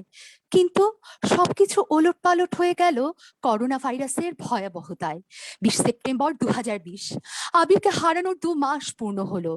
কিছুদিন আগেই করোনায় আক্রান্ত রোগীদের সাহায্য, সেবা, সৎকারে সহায়তা করার জন্য একটি এনজিওতে যোগ দিয়েছিল সে। তারপর সে নিজেও করোনায় আক্রান্ত হয়। সঠিক চিকিৎসা ও পর্যাপ্ত পরিমাণ অক্সিজেনের অভাবে তাকে বাঁচানো সম্ভব হয়নি। একদিকে আবিরকে হারানোর যন্ত্রণা, আর অন্যদিকে ভয়, আতঙ্ক, অনিশ্চয়তা। কয়েক মাসের মাথায় আবার উত্তাল পৃথিবী। অক্সিজেনের অভাবে ভারতে লাশের স্তূপ, চলছে গণচিতা, প্রার্থনারত রয়েছে পৃথিবীর মানুষ। খুব অবাক করার মতো বিষয়, যখন অক্সিজেনের অভাবে ভারতে মারা যাচ্ছে লক্ষ লক্ষ মানুষ, ইন্ডিয়া নিডস অক্সিজেন এই হ্যাশট্যাগে সামাজিক যোগাযোগ মাধ্যম যখন উত্তাল, ঠিক তখন রাজধানীর ফুসফুস তথা সোহরাওয়ার্দী উদ্যানে গাছ কেটে উজাড় করা হচ্ছে। যে অক্সিজেন ছাড়া একজন মানুষের পক্ষে 4 মিনিটের বেশি বেঁচে থাকা সম্ভব নয়, সেই অক্সিজেন দানকারী গাছের চেয়েও গুরুত্বপূর্ণ হয়ে দাঁড়িয়েছে নান্দনিক ফুড কোর্ট। প্রতিবাদ করতে যাব, ঠিক তখনই এক অদৃশ্য জড়তার বলয়ে বাধা পড়ে গেলাম। এভাবেই বোধহয় প্রতিটি অন্যায়, অনিয়ম, দুর্নীতি দেখেও এড়িয়ে যাওয়ায় অভ্যস্ত হয়ে গেছি আমরা। আজ যদি বঙ্গবন্ধু শেখ মুজিবুর রহমান বেঁচে থাকতেন, তাহলে হয়তো আবির সঠিক চিকিৎসা পেত, অন্যায়ভাবে গাছ কাটতে পারতো না ক্ষমতাসীন লোকেরা, প্রাকৃতিক দুর্যোগে প্রাণ হারাতে হতো না সীমান্তবর্তী মানুষগুলোকে। কিন্তু মুহূর্তেই ঘৃণায়, লজ্জায় মাথা নিচু হয়ে এলো। আমরাই তো সেই বাঙালি যারা নির্মম ভাবে হত্যা করেছিল বঙ্গবন্ধু শেখ মুজিবুর রহমানকে সপরিবারে। এসব ভাবতে ভাবতেই আমার দীর্ঘশ্বাসের মাত্রা আরো দীর্ঘ হতে থাকে। এভাবেই কেটে যাচ্ছিল সময়। অনেকদিন পর আজ ক্যাম্পাসে এলাম ফর্ম ফিল আপের কাজ করতে। বেঁচে থাকলে হয়তো আজ আবিরও আমার সাথে থাকতো। ফেরার পথে সোহরাওয়ার্দী উদ্যানের পথ ধরে হাঁটছি। উদ্যানের ঠিক যেই জায়গাটায় আমি এখন দাঁড়িয়ে, তার এক পাশে রেসকোর্স ময়দানের সেই গণসূর্যের মঞ্চ, আর অন্য পাশে কাটা গাছগুলোর জায়গায় অযত্নে অবহেলায় বেড়ে ওঠা কিছু তৃণলতা, গুল্ম আর বিরুৎ। আমার দুপাশে রয়েছে নিঃস্বার্থভাবে মানুষের জন্য নিজেকে বিলিয়ে দেওয়ার 2 উজ্জ্বল দৃষ্টান্ত। আর মাঝে আমি এক লজ্জিত, অকৃতজ্ঞ বাঙালি, অক্সিজেন, ফুল, ফল, পরিবেশ রক্ষা, প্রাকৃতিক দুর্যোগ থেকে বাঁচানো সবকিছুর জন্য ঠিক যেমন ভাবে আমরা বৃক্ষের উপর নির্ভরশীল, ঠিক তেমনই বাঙালি জাতি একদিন তার মাতৃভাষা, ভূখণ্ড আর অধিকারের জন্য যে মানুষটির উপর সবচেয়ে বেশি নির্ভর করেছিল সেটি হলেন বঙ্গবন্ধু শেখ মুজিবুর রহমান। 1975 সালের 15ই আগস্টের সেই ভয়াল রাত কিংবা 2021 সালের মে মাসের সেই তপ্ত দিন, সময় যেটি হোক না কেন, বাঙালির মধ্যে আসেনি হিতাহিত জ্ঞান, জন্মায়নি কৃতজ্ঞতা বোধ। হঠাৎ আমি শুনতে পেলাম বঙ্গবন্ধুর সেই বলিষ্ঠ কণ্ঠ, যতবারই হত্যা করো জন্মাবো আবার, রক্ষা করব বাংলার প্রকৃতি, মাটি আর মানুষকে বারবার। আমার মনে হতে লাগলো শেখ মুজিবুর রহমান বলছেন, আমি ছিলাম, আমি আছি, আমি থাকবো। ওই পাখির কলকাকলিতে আমি, গাছের প্রতিটি শুকনো পাতার আর্তনাদে আমি, আবিরের নিঃস্বার্থ কর্মকাণ্ডেও আমি। প্রতিটি বাঙালি খারাপ নয়, কিন্তু কতিপয় খারাপকে ভালোর উপর আচ্ছাদিত হতে দিও না। আমাকে ভালোবাসতে চাইলে এই গাছগুলোকে ভালোবাসো, ওই ডানা ঝাপটানো পাখির নির্ছাড়া হওয়ার কষ্ট উপলব্ধি করো, জড়তার বলয় ভেঙে অন্যায়ের প্রতিবাদ করা শিখো, কারণ আমারই পাবে তুমি ইহাদের ফিরে। ধন্যবাদ। ধন্যবাদ বাশিরুন্নেসা অনন্যা। সৌম্যজিতা শ্রুতি, আপনি শুনতে পাচ্ছেন? হ্যাঁ, শুনতে পাচ্ছি। আমাকে একটু অ্যাসিওর করলে ভালো হয় যে আমাকে পরিষ্কার দেখা যাচ্ছে এবং শোনা যাচ্ছে কিনা, কারণ আমি একটু বেঁধে বেঁধে দেখছি এবং শুনছি না না, আপনাকে পরিষ্কার শোনা যাচ্ছে এবং অন্যদেরটা। দেখা যাচ্ছে। আচ্ছা, তাহলে আমি কি শুরু করব? জি জি, শুরু করুন। অনেক ধন্যবাদ সুযোগ দেওয়ার জন্য। শুভেচ্ছা জানাচ্ছি সম্মানিত সভাপতি সহ বিজ্ঞ বিচারক মন্ডলী যারা আছেন এবং যারা শুনছেন।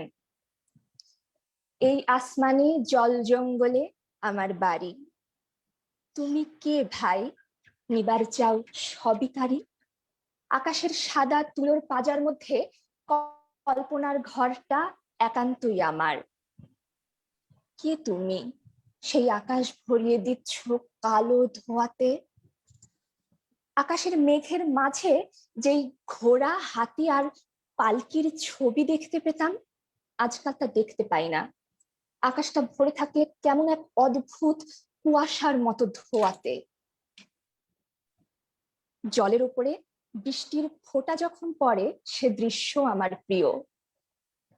পদ্মপাতা সে জল ধরে রাখে, পদ্মপাতার উপরে টলমলে জলটুকু মাছের এক লাফে পড়ে যায় পদ্মপাতা থেকে। মাছ যেন আমাকে জানান দেয় এ জল তার আবাসস্থল। কে তুমি, যে মাছের এই আবাসস্থল কেড়ে নিচ্ছ, দূষণে ভরিয়ে দিচ্ছ তার বাড়ি, ভেসে উঠছে প্রত্যেকটা মাছের মৃতদেহ। কোনো এক জঙ্গলে গাছেদের ভিড়ে পাখ পাখালি ঘেরা জায়গায় আমার এক কুটির করার শখ ছিল। এই স্বপ্ন দেখা আমার প্রিয় অবসর। সেই শখ আজ প্রশ্নবিদ্ধ, যখন খবরের পাতায় আর টিভির পর্দায় আমাজনের পুড়ে যাওয়া, ধ্বংস হওয়া নিত্য নৈমিত্তিক ঘটনা হয়ে দাঁড়ায়। কে তুমি, কি তোমার পরিচয়? তুমি কি মানব, দানব কিংবা রাক্ষস খোক্ষস গল্পের সেই বড় দাঁতওয়ালা ভয়ানক দেখতে রাক্ষস, নাকি একগুচ্ছ অপশক্তি যারা মানব রূপ নিয়ে ছড়িয়ে আছে আমাদের মাঝে, যারা নদী ভরাট করছে, যারা মাটি খুবলে খাচ্ছে, পাথর আর বালি নামক প্রাকৃতিক সম্পদকে ধ্বংস করার জন্য, উত্তোলন করার জন্য, যারা নিজেদের আবর্জনায় দুর্গন্ধ ছড়াচ্ছে চারিদিকে। কেন কেড়ে নিচ্ছ আমার প্রকৃতির নীর ভালোবাসার সবুজ?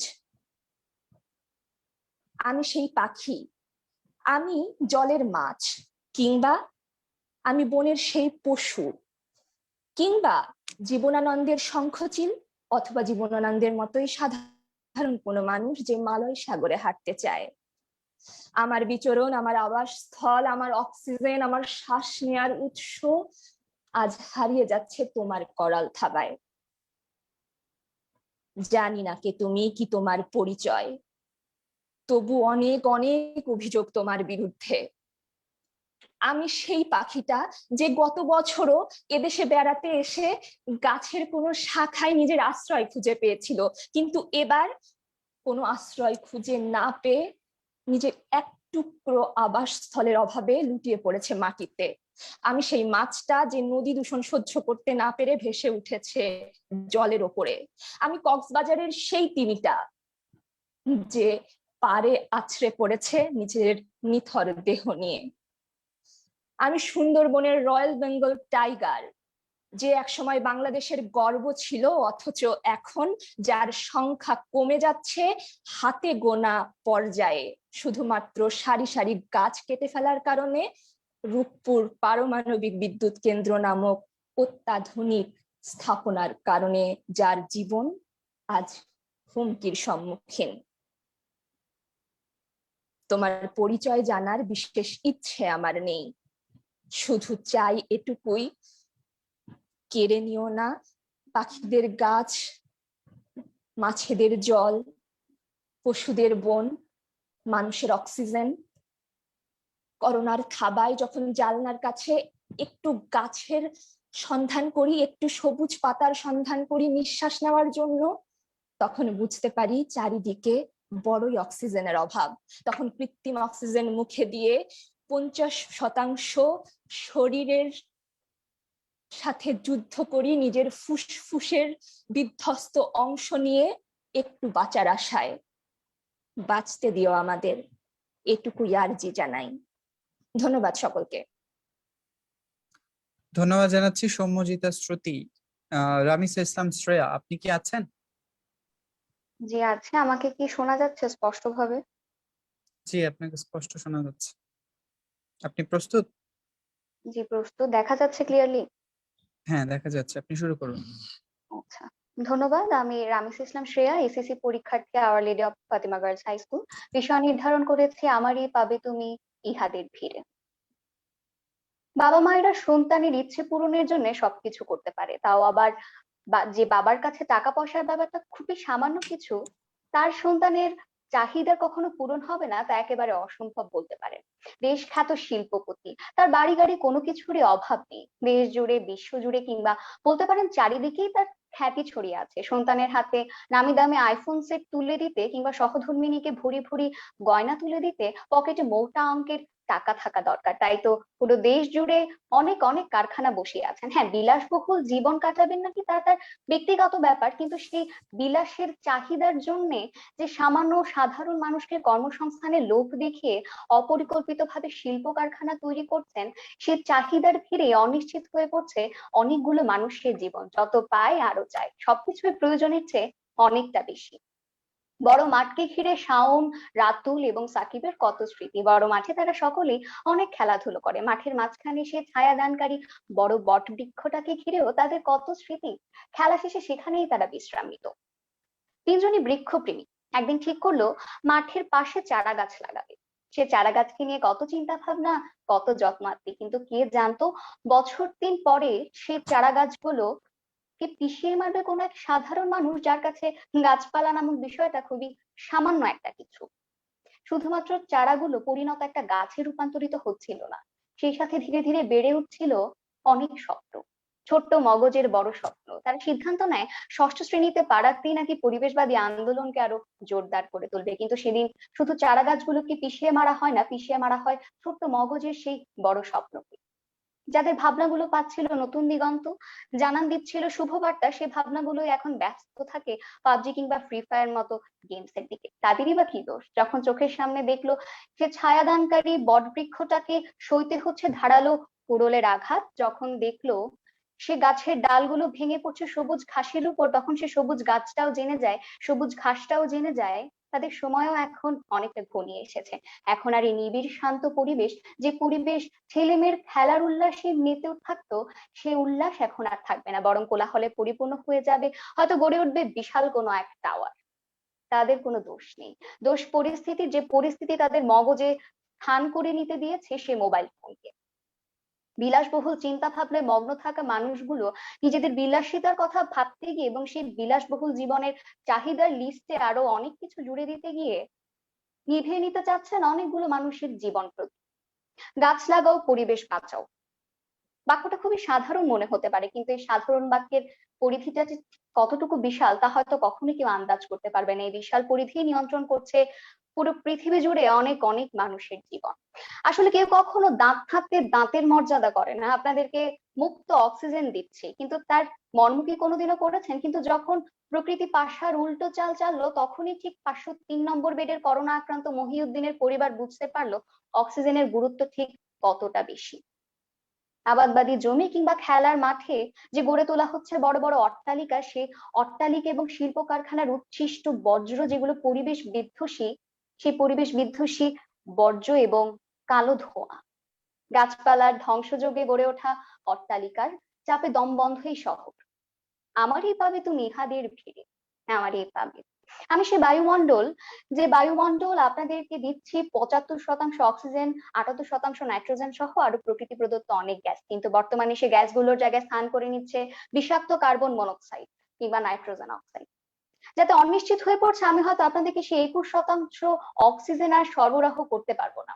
তবে বিশ্বাস করুন, আমি প্রকৃতির আর্তনাদ হয়ে আসিনি, আমি কোনো প্রকৃতির আর্তনাদ হয়ে আসিনি, আমি কারো সেই আর্তনাদের বার্তা হয়ে আসিনি, বরং জানান দিতে এসেছি আপনাদেরকে সেই দুঃসংবাদে ঘেরা সেই ভবিষ্যৎটা, যে ভবিষ্যৎ বয়ে এনেছেন আপনারা নিজেরাই। সৃষ্টির শ্রেষ্ঠ জীব হওয়ার অধিকারটাকে অপব্যবহার করতে গিয়ে গোটা প্রাণীকুলকে আপনারা ঠেলে দিয়েছেন বিভীষিকাময় এক অন্ধকারের দিকে। প্রকৃতির আর্তনাদ আপনাদের কর্ণপাত হবে না কখনোই। এই আর্তনাদের জানান দিতে আমি আসিনি, জানান দিতে এসেছি সেই অনিশ্চিত ভবিষ্যতের। ধন্যবাদ।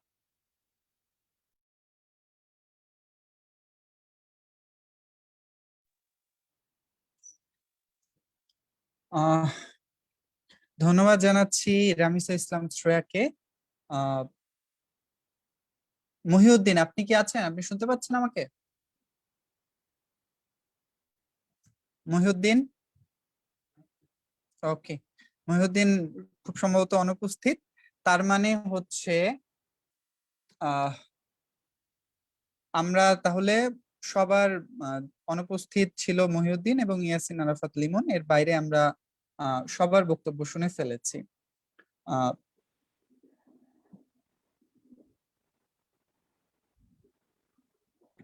তার মানে শেষ হয়ে গেল আসলে বিশ্ব পরিবেশ দিবস উপলক্ষে আর্টিস্ট ফর চেঞ্জ আয়োজিত জাতীয় বারোয়ারি বিতর্ক প্রতিযোগিতার ফাইনাল রাউন্ডের বিতার্কিকদের বারোয়ারি বিতর্ক। শুরুতেই যেটা প্রিলিমিনারি বা ফার্স্ট রাউন্ড ছিল, সেখানে খুব সম্ভবত প্রায় 90 জনের মতো আসলে বিতার্কিকের বিতর্ক জমা পড়েছিল। এ যাবৎকালে আসলে বারোয়ারি বিতর্ক বেশ কিছু জায়গায় হয়েছে বা হচ্ছে, এত বেশি সারা আসলে অন্য কোনো বারোয়ারি বিতর্কে মানে খুব স্মরণকালে হয়েছে কিনা আমার মনে পড়ছে না। আর প্রিলিমিনারি রাউন্ড বা প্রথম রাউন্ডে আসলে যে বিচারকরা বিচার কার্য করেছেন, তাদের উপর আসলে অনেক বড় একটা বোঝাই বলা যায় যে ছিল, যে 90 জন বিতার্কিকের বারোয়ারি বিতর্ক শুনতে এবং সেগুলোকে আসলে বিচার করতে। আমি বহুবার বারোয়ারি বিতর্কের বিচার করেছি, অনলাইনে অফলাইনে। তো যখন অফলাইনের সময়টা ছিল, ওই সময়টা আসলে আমরা সামনাসামনি বসে এরকম বড় জোর 10 জন 15 জন এরকমই আসলে বিতার্কিকের বিতর্ক শুনতাম, বা সর্বোচ্চ 20 জন। কিন্তু 90 জন, প্রায় 90 জনের বিতর্ক শোনার পরে তারপরে চূড়ান্ত পর্বে এসে সেখান থেকে মাত্র 10 বা এই যে 13 জনকে বাছাই করা, এটা নিঃসন্দেহে কঠিন কাজ ছিল। এবং এই কাজটি সুন্দরভাবে করার জন্য আমি আমার যে সহবিচারকরা আছে বা আজকে যারা বিচার কার্য করছে তাদের সকলকে ধন্যবাদ জানাচ্ছি। এবং এই ফাইনাল বিতর্কের এই যে যারা আজকে বিতর্ক করলো, তাদের বিতর্ক শুনে এইটুকু আমার মনে হয়েছে যে আসলে বিচারকরা তাদের কাজটা একদম যথাযথভাবে করেছে, কারণ প্রত্যেকেই আসলে তার তার জায়গা থেকে অনেক সুন্দর বিতর্ক করেছে। এবং নিঃসন্দেহে বর্তমান সময়ে যে সকল বারোয়ারি প্রতিযোগিতাগুলো হয়, তার চেয়ে এই আজকে যারা ফাইনাল পর্বে বিতর্ক করলো এবং তাদের বিতর্কের স্ট্যান্ডার্ড অনেক অনেক অনেক বেশি ভালো ছিল। আজকের বিতর্কের বিষয়ে মূল্যায়ন বলি বা কথা বলি যাই বলি, সহবিচারকরা যারা আছেন তারা বাংলাদেশের বিভিন্ন বিশ্ববিদ্যালয়ের এবং বিভিন্ন বিতর্ক সংগঠনের বড় বড় বিতার্কিক, এবং আমি পার্সোনালি জানি যে এখানে বেশ কিছু জাতীয় পর্যায়ের অনেক বড় বারোয়ারি বিতার্কিকরাও আছেন যাদের ব্যক্তিগত ঝুলিতে বারোয়ারি বিতর্কের অনেক বড় বড় ট্রফি আছে। সুতরাং আমরা তাদের কথা শুনবো এবং সেটি শোনার জন্য আমি চলে যাব রাফিয়া রহমানের কাছে, আজকের এই আয়োজনে যিনি উপস্থাপিকা। চলে যাচ্ছি রাফিয়া রহমানের কাছে। ধন্যবাদ সবাইকে। ধন্যবাদ মাননীয় সভাপতিকে আমাকে আবারও ফ্লোরটি দেওয়ার জন্য। অসংখ্য ধন্যবাদ আজকে যারা এতক্ষণ আমাদের সাথে ছিলেন। এখন আমরা আমাদের অনুষ্ঠানে যারা বিচারক ছিলেন তাদের বক্তব্য একে একে শুনবো। প্রথমেই আজকের অনুষ্ঠানের প্রধান অতিথিদের মধ্যে একজন ইসরাত জাহান নূর ইভা আপুর কাছে আমরা চলে যাব, ওনার বক্তব্য শুনবো এবং এই পর্যন্ত তার অভিজ্ঞতা কিরকম এই জিনিসটা জানবো।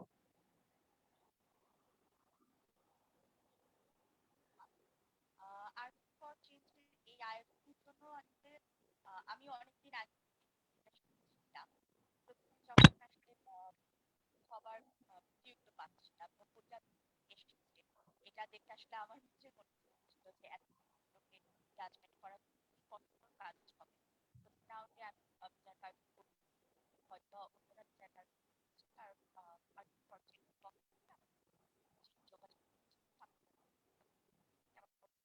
ফাইনাল রাউন্ড আসলে আজকের এই রাউন্ডটা আমার কাছে মনে হয়েছে এটা যে কয়েকটি বারোয়ার বিতর্কে আমি তার মধ্যে ওয়ান অফ দ্য বেস্ট, কারণ আজকে যারা বিতর্ক করেছে তাদের প্রত্যেকের ক্ষেত্রে আমি বলবো হয়তো বা প্লটটি দেখছি, সকলে চেষ্টা করেছে পরিবেশ নিয়ে কথা বলতে বা পরিবেশের যে কথা বলার যে কনসেপ্ট বা কথা বলার যে গল্প, সেই গল্প প্রত্যেকটা একটা চারিত্রে একটা চারিত্র পিচ করছে, তাই আমার কাছে বেশ ভালো লেগেছে। এবং আপনাদের যে জিনিসটা আমার ভালো লেগেছে যে আপনারা চেষ্টা করেছেন যে সেম প্লটে থাকা সত্ত্বেও আপনাদের গল্পটা কিভাবে করা যায়, আপনাদের প্রথম প্রয়োজন বা তার পরবর্তী যারা আছে 11 থেকে দেখছেন সেই জায়গা থেকে আমার কাছে এটা আসলে একটা চ্যালেঞ্জিং কাজ। সেই চ্যালেঞ্জিং জায়গাটা আপনাদের মধ্যে বেশ কয়েকটি বিতর্ক আমার আগে থাকার খুব ছিল, তো আজকে যাদের বিতর্ক প্রথমবার তাদের বিতর্ক বেশ ভালো লেগেছে। তবে তাই আসলে মানে এই জায়গাটাতে একটু কঠোর বা এই জায়গাটাতে আমার যারা ব্যক্তিগতভাবে তাদের ধারণা কাজ করে না, বিচার কার্যের ক্ষেত্রে আসলে আমি চাই না যে আমার এই বিচার কার্যের পরে একজন বিচার আজকে যে জিনিসটা হয়েছে পরবর্তী কোনো বিতর্ক এটা আমার বিচার কার্য বা অন্য কারো বিচার কার্য তাই আমি আসলে মাত্র আপনারা বিতর্ক করেছেন 11, তাই আমি ব্যক্তিগতভাবেই আপনাদের আর আমি আপনাদের প্রত্যেকের বিতর্কটা নিজে দেখার চেষ্টা করছি এবং আমার সাথে কেউ যদি চান আপনারা ব্যক্তিগতভাবেও পরে যোগাযোগ করতে পারেন। আমি প্রথমে বলবো যে একদম শেষ যিনি ওনার এডুকেশনাল ব্যাকগ্রাউন্ড নবীন হিসেবে ওনার কথার যে বাচক বা গল্পের যে আদর, সেই আদরটা আমার কাছে বেশ সুন্দর লেগেছে। তবে আমি যেটা বলবো যে আপনি যখন বলছিলেন যে তিনজন কিশোরের চারা রোপণের গল্প বলছেন, তাদের স্বপ্নের কথা বলছেন, বৃক্ষ নিধন নিয়ে আশঙ্কাজনক একটা বলতে চাচ্ছেন, সেই জায়গাটায় আপনি যখন আসলে তখন সাসপেন্সটা হচ্ছে যে আপনার কাছে হয়তো বা ওই জায়গায় শপিং মল হবে বা এই বিষয়টা আপনার মূল কিছুক্ষণ পরে এসে আপনি করোনাকালীন অক্সিজেন বা অক্সিজেন এই বিষয়টা যখন আপনারা কেউ বারোয়ারি বিতর্ক করবেন আপনাদের কাছে যে কোনো একটা বিষয় ফোকাস, কারণ আপনার গল্পের থিম যদি এবং আপনার গল্পের চিঠিটার কানেকশন যদি বিষয় দেয় তাহলে বিচারকদের করাটা টাফ হয় যে আপনার কোন বিষয়টাকে প্রাধান্য দিন। কারণ হচ্ছে আপনি যদি এখানে যেকোনো একটা বিষয়কে প্রাধান্য দেন তাহলে আপনার যেটা সুবিধা আছে, যেকোনো একটা বিষয়কে ফোকাস করে বিচারক অন্যদের সঙ্গে কম্পেয়ার করতে পারেন।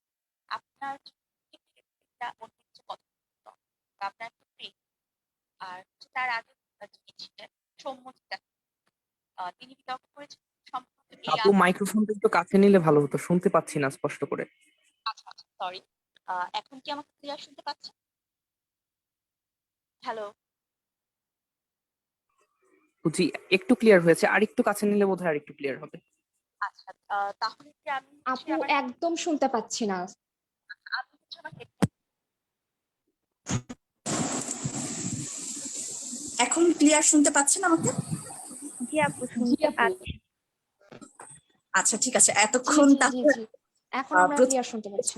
বলছি, যার কথা আমি এতক্ষণ বলেছি তার কথা কি আসলে শোনা গিয়েছে কিনা, মানে প্রথম আপু, যার কথা বলেছি। এতক্ষণ আপনি যা যা বলেছেন আমরা বুঝতে পেরেছি, সেজন্য আসলে আচ্ছা থামানো হয়নি। আপনি এখন থেকে কন্টিনিউ করতে পারেন।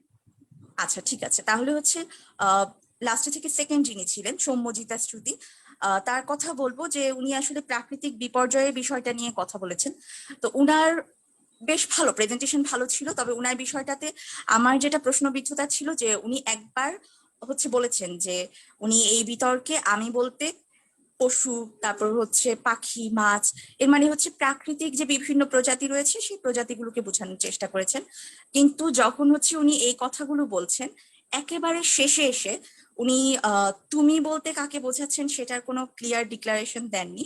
সেই কারণে একটা কোয়েশ্চেন থাকে এবং সেই তুমি জায়গায় বিচারক কিংবা হচ্ছে যারা শুনছেন তারা প্রত্যেকে ধরে নিতে পারতো যে তুমিটা আসলে মানব সম্প্রদায় কিংবা হচ্ছে মানুষকে বোঝাচ্ছে, যারা পরিবেশ দূষণে আসলেই সবচেয়ে বেশি ভূমিকা পালন করছে। কিন্তু ওনার যেটা আসলে প্রশ্নবিদ্ধতা হয়ে গিয়েছে যে উনি আসলে যখন বললেন যে মানুষের অক্সিজেনও নাই, তো এই জায়গায় বোঝা যাচ্ছে যে মানুষের অক্সিজেন নাই, এটার জন্য আসলে মানুষ দায়ী না। তো যখন হচ্ছে আমরা কোনো শব্দ চয়ন করব, আসলে পুরো স্ক্রিপ্টের ক্ষেত্রে হয়তোবা মানে এতটা মনোযোগ দেওয়ার সুযোগ হয়নি, কারণ হচ্ছে আমি যতদূর জানি যে আপনাদের বিষয়টি খুব বেশি আগে দেওয়া হয়নি, একদিন আগে হয়তোবা দেওয়া হয়েছে।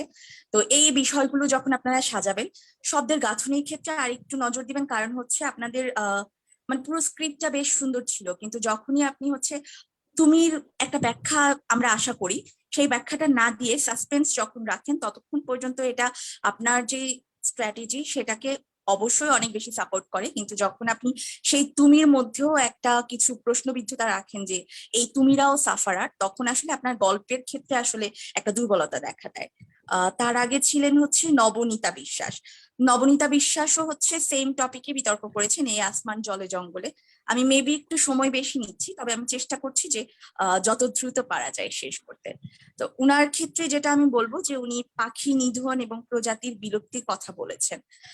আপনার ক্ষেত্রে বলবো যে আপনি যখন আসলে এই ধরনের গল্প বলবেন তখন আপনার হচ্ছে যতটা ডাটা ইনপুট দেওয়া যায়, কারণ হচ্ছে প্রজাতির বিলুপ্তির ক্ষেত্রে আপনি বেশ কয়েকটা প্রজাতির কথা বলছেন, কিন্তু আপনি যখন থিওরিটিক্যাল একটা স্ক্রিপ্ট দিতে চান বারোয়ারি বিতর্কে, এখানে অনেকেই আছে, মানে ম্যাক্সিমামই এখানে আসলে গল্পের আদলে বলেছেন, কিন্তু যদি আপনি থিওরিটিক্যাল স্ট্যাটাস দিতে চান এবং আপনার মানে স্ট্র্যাটেজিটা যদি থিওরিটিক্যাল হয়, তাহলে আপনাকে সেইটার দিকে অনেক বেশি ফোকাস করতে হবে।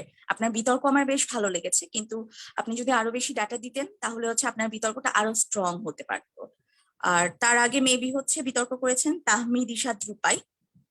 উনি হচ্ছে উনার বিতর্কে চেষ্টা করেছেন যে রূপক চরিত্রে 2021-কে পিতা এবং সন্তান চরিত্রে 2121-কে বলার জন্য, এবং তিনি শুরু শেষ করেছেন জীবনানন্দের কবিতা এবং ব্যাখ্যা দিয়ে। এটা বেশ সুন্দর বিষয় ছিল, তবে হচ্ছে উনি যখন পিতা পুত্রের এই পার্টটাতে আছেন তখন আসলে হচ্ছে যেটা এক্সপেকটেশন থাকে যে এই পিতার আগে উনি একটা কথা বলেছিলেন যে 1921 তাহলে হচ্ছে 2021-এর পিতা। এই কম্প্যারিজনটা আপনাকে অনেক ক্লিয়ারলি দেখাতে হতো যে আসলে 1921 আপনার জন্য কি রেখে গিয়েছে এবং সেই জায়গা থেকে 2021 থেকে আপনি 2121-এ এসে কি পেয়েছেন, মানে সেই 1921-এর রেখে যাওয়া কোন জিনিসগুলো এখন পর্যন্ত 2021 আপনার জন্য রেখে যেতে পারেনি, কোথায় ব্যর্থতা। তো এই জায়গাটা যদি আপনি বলতেন আপনার গল্পটা আরো সুন্দর হতো। আপনার বিতর্ক বেশ চমৎকার ছিল, আমার কাছে মনে হয়েছে যে আপনার শব্দের গাঁথনিও বেশ চমৎকার। আর তার আগে ছিলেন মাহফুজা মাহবুব নওশিন, তিনি বিতর্ক করেছেন আমার এই পাবে তুমি। তো মাহফুজা মাহবুব নওশিনের ক্ষেত্রে বলবো, আপনার বিতর্ক আমি বেশ আগেও বিচার কার্য করেছি কয়েকবার। আপনি চেষ্টা করেন যে একটা বিতর্কে এক এক ধরনের প্লট আনতে। আমার যেটা মনে হয়েছে যে আজকের বিতর্কে আপনার যে চেষ্টাটি ছিল যে ফিলোসফিক্যাল টার্ম বিতর্কে মানুষজন কম ব্যবহার করে এবং এটা খুব চ্যালেঞ্জিং একটা বিষয়, যে কারণে আপনি হচ্ছে ফানাফিল্লা বা বাকাবিল্লা এই ধরনের থিওরিটিক্যাল টার্ম গুলোকে ব্যবহার করার আগে হয়তো বা অনেক পড়াশোনা করেছেন। কিন্তু আমার কাছে যেটা চমৎকার লেগেছে যে আপনি যখন হচ্ছে এই টার্ম গুলা থেকে খোদা দর্শনের বিষয়টার সঙ্গে স্রষ্টার একটি ইন্টার কানেকশন দেখাচ্ছেন, এবং এই টার্ম গুলাতে আমি নিজেও হচ্ছে দর্শনের এই পার্ট গুলো পড়েছি কারণ আমার নিজের সাবজেক্টিভ বিষয় ছিল এটা। তো যারা হচ্ছে এই ফানাফিল্লা বা বাকাবিল্লা সম্পর্কে জানেন তারা জানেন যে এটার সঙ্গে আসলে সৃষ্টি স্রষ্টার এই দর্শনকে মিলিয়ে প্রকৃতির বিষয়টিতে আনা একটু টাফ। আপনি এই ধরনের চ্যালেঞ্জিং কাজ করেছেন এবং এটার জন্য অবশ্যই শুভকামনা। তবে ভবিষ্যতের ক্ষেত্রে যেটা বলবো যে সব বিতর্কের ক্ষেত্রে যখন মানে আপনি কোনো টার্ম গুলো ব্যবহার করবেন, আপনাকে অবশ্যই মাথায় রাখতে হবে যে আপনার শেষ লাইন পর্যন্ত সেই সাসপেন্সটা থাকে কিনা। কারণ হচ্ছে এখানে হয়তোবা সবার ক্ষেত্রে সাসপেন্সটা ছিল, আমার ক্ষেত্রে হয়তোবা একটু কম কাজ করেছে কারণ এই টার্মগুলো আমার পড়া ছিল। তো যে কারণে আপনাকে বলবো যে আপনি যখন গল্প সাজাবেন আরেকটু মনোযোগী হবেন, যে আপনার শব্দগুলার আরো ক্লিয়ার ব্যাখ্যা যেন আপনার গল্পেই থেকে যায়। এছাড়া আপনার গল্প কিংবা শব্দচয়ন কিংবা আপনার স্ক্রিপ্ট পুরোটাই আমার কাছে চমৎকার লেগেছে। তার আগে ছিলেন শাফিন জুবায়ের। আপনার ক্ষেত্রে যেটা বলবো যে আপনি হচ্ছে নিজে বৃক্ষ এবং হচ্ছে আপনার থিম ছিল যে পৃথিবীর প্রতি যে প্রেম, সেই প্রেম নিয়ে। তো আপনার ক্ষেত্রে যেটা আমি দেখেছি, আপনাকে আমি এর আগে যেহেতু কোনো বিতর্কে পাইনি, কিংবা হচ্ছে আমাদের সময়ে আমরা যারা বারোয়ারি বিতর্ক করি তারা প্রত্যেকেই মোটামুটি বিচারকদের কাছ থেকে শুনেছে। আপনারা হয়তো বা আমার বন্ধু সাচ্চুকেও চিনে থাকবেন। সে নিজে একটা ভালো বারোয়ারি বিতর্ক করার জন্য সবসময় কবিতার প্রয়োগ করে, কিন্তু হচ্ছে কবিতার প্রয়োগ কিংবা হচ্ছে যে কোনো মানে রূপক কিছুর প্রয়োগ, গান হোক কবিতা হোক, সেটার প্রয়োগ যদি আপনার আসলে 10 থেকে 15 সেকেন্ড কিংবা সর্বোচ্চ 20 সেকেন্ড হয়, সেইটুকু পর্যন্ত আসলে সহনীয়। কিন্তু আপনি যখন একটা বারোয়ারি বিতর্কে বেশ একটা লম্বা সময় জুড়ে কবিতা বলবেন কিংবা গান বলবেন, তখন আসলে আপনার পরবর্তী গল্পের প্রতি একটা আকর্ষণহীনতা তৈরি হতে পারে। তো এই বিষয়টাতে আরেকটু আপনি মনোযোগ দিবেন। এছাড়া আপনার শব্দচয়ন খুবই চমৎকার ছিল, আপনার গল্পটা বেশ ভালো ছিল, কারণ এখানে প্রত্যেকে মোটামুটি প্রকৃতির কথা বলেছে, কিন্তু প্রকৃতির একটা ফিক্সড এলিমেন্টের সাথে প্রকৃতির যে একটা ইন্টার কানেকশন কিংবা এলিমেন্টের প্রতি যে একটা প্রেম থাকতে পারে, দায়বদ্ধতা থাকতে পারে, সেটাকে গল্পের আদলে আপনি বেশ চমৎকার ভাবে দেখিয়েছেন। এবং সেখানে কখনো কখনো মনে হচ্ছিল যে মানব প্রেমের কথা আপনি বলতে চাচ্ছেন কিনা। তো এই জায়গা থেকে আমি বলবো যে আপনার শব্দের গাঁথনি, গল্পের যে সাজানোর প্রক্রিয়া, প্রতিটাই বেশ সুন্দর ছিল। তবে হচ্ছে শুরুর দিকে যে কাজটা, সেখানে আরো একটু মনোযোগী হবেন। তার আগে ছিলেন অর্থী রহমান। অর্থী রহমানের বিতর্ক বেশ ভালো ছিল। তিনি আসলে মৃত্যুর মুখে থাকা আইসিইউতে থেকে যেই দ্বার প্রান্তে একটা আকুতি কিংবা স্মৃতি কাতরতা তার পল্লী গ্রামের সঙ্গে এই শহুরে জীবনের, সেইটাকে বলতে চেয়েছেন। তার বিতর্ক ভালো লেগেছে আমার। খায়রুন্নেসা তাকিয়া বিতর্ক করেছিলেন।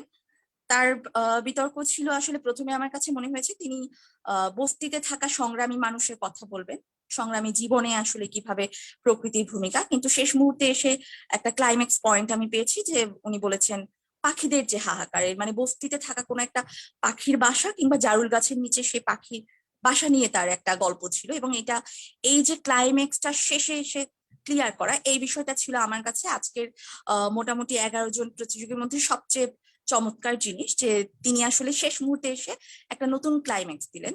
তো ওনার বিতর্কটা বেশ চমৎকার ছিল। তার আগে ছিলেন হচ্ছে ইনজামুল হক অয়ন। উনি বিতর্ক করেছেন, আত্মহত্যা করা এক তরুণের কথা বলেছেন, তার জীবন সংগ্রাম, এবং শেষ পর্যন্ত বলেছেন যে তিনি আসলে অপদার্থ এই পরিচয় নিয়ে কেন চলে গিয়েছেন। ওনার বিতর্কের ক্ষেত্রে আমি যেটা বলবো যে আপনার আসলে আপনি যদি প্রকৃতির সঙ্গে কিছু বলতে চাইতেন, সেটা সবার সঙ্গে মিল খাওয়ার একটা গল্প হয়ে যেত। সেই কারণে আপনি যখন ডিফারেন্ট কিছু বলতে চাইবেন, আপনার যে টপিক ছিল আমার এই পাবে তুমি, তো এই ডিফারেন্ট গল্পটাকে আরো হচ্ছে কংক্রিট করতে হবে। আপনার গল্পটা ভালো ছিল, কিন্তু হচ্ছে আমি বলবো যে আপনার ডিফারেন্ট গল্পের যে অ্যাঙ্গেলটা, সেই অ্যাঙ্গেলটাকে আপনি যদি আরো বেশি কংক্রিট করতে পারতেন, আরো বেশি আনকমন থিমে নিতে পারতেন। কারণ হচ্ছে আপনি যেভাবে বলেছেন যে আপনার কথায় মনে হচ্ছিল আপনি বেশ কিছুবার হচ্ছে ভেবে বলছেন, তো এই ভাবনার বিষয়টা যাতে আগে থাকে, ভাবনার বিষয়টা যেন আপনার স্ক্রিপ্টিং এর সময় না থাকে। আর একজন ছিলেন সুমনা আক্তার জান্নাত। তার গল্প ছিল মৃত নদীর গল্প, মৃত স্রোত নিয়ে। তিনি হচ্ছে সেই মৃত নদী থেকে চলে গিয়েছেন, যে প্রকৃতির গুরুত্ব, প্রকৃতির কতটা প্রভাব রয়েছে আমাদের উপর। তো সেই জায়গাটা ভালো ছিল। তবে হচ্ছে আমি যেটা বলবো যে আপনারা যখন কোনো হচ্ছে নদীর গল্প কিংবা হচ্ছে এই ধরনের রূপক চরিত্র থেকে পুরো একটা ভাস্ট বিষয়, প্রকৃতির মতো একটা বিশদ জায়গায় বিচরণ করতে চাইবেন, তখন হচ্ছে আপনাকে আরো কংক্রিট একটা এলিমেন্ট দিতে হবে। আপনি নদীর কথা বলেন, সমস্যা নাই, কিন্তু হচ্ছে আপনাকে বোঝাতে হবে এই নদীর কোন বাঁকপথ, কিংবা হচ্ছে এই 2021-এ এসে বৃক্ষ নিধন, বিভিন্ন ধরনের প্রাকৃতিক দুর্যোগের জন্য নদীর উপর কি ইম্প্যাক্ট পড়ছে, এবং সেই ইম্প্যাক্টটা কেন প্রকৃতিরই অংশ বিশেষ। আরো যদি ফোকাসড করতেন আপনার জন্য অনেক বেশি সহজ হতো। তবে আপনার যেই উপস্থাপনা ছিল আমার কাছে ভালো লেগেছে। এবং সবার প্রথমে ছিলেন বশিরুন্নেসা অনন্যা। তিনি যদিও হচ্ছে কয়েকবার নেট প্রবলেমের জন্য পরবর্তীতে সংযোগ হয়েছেন।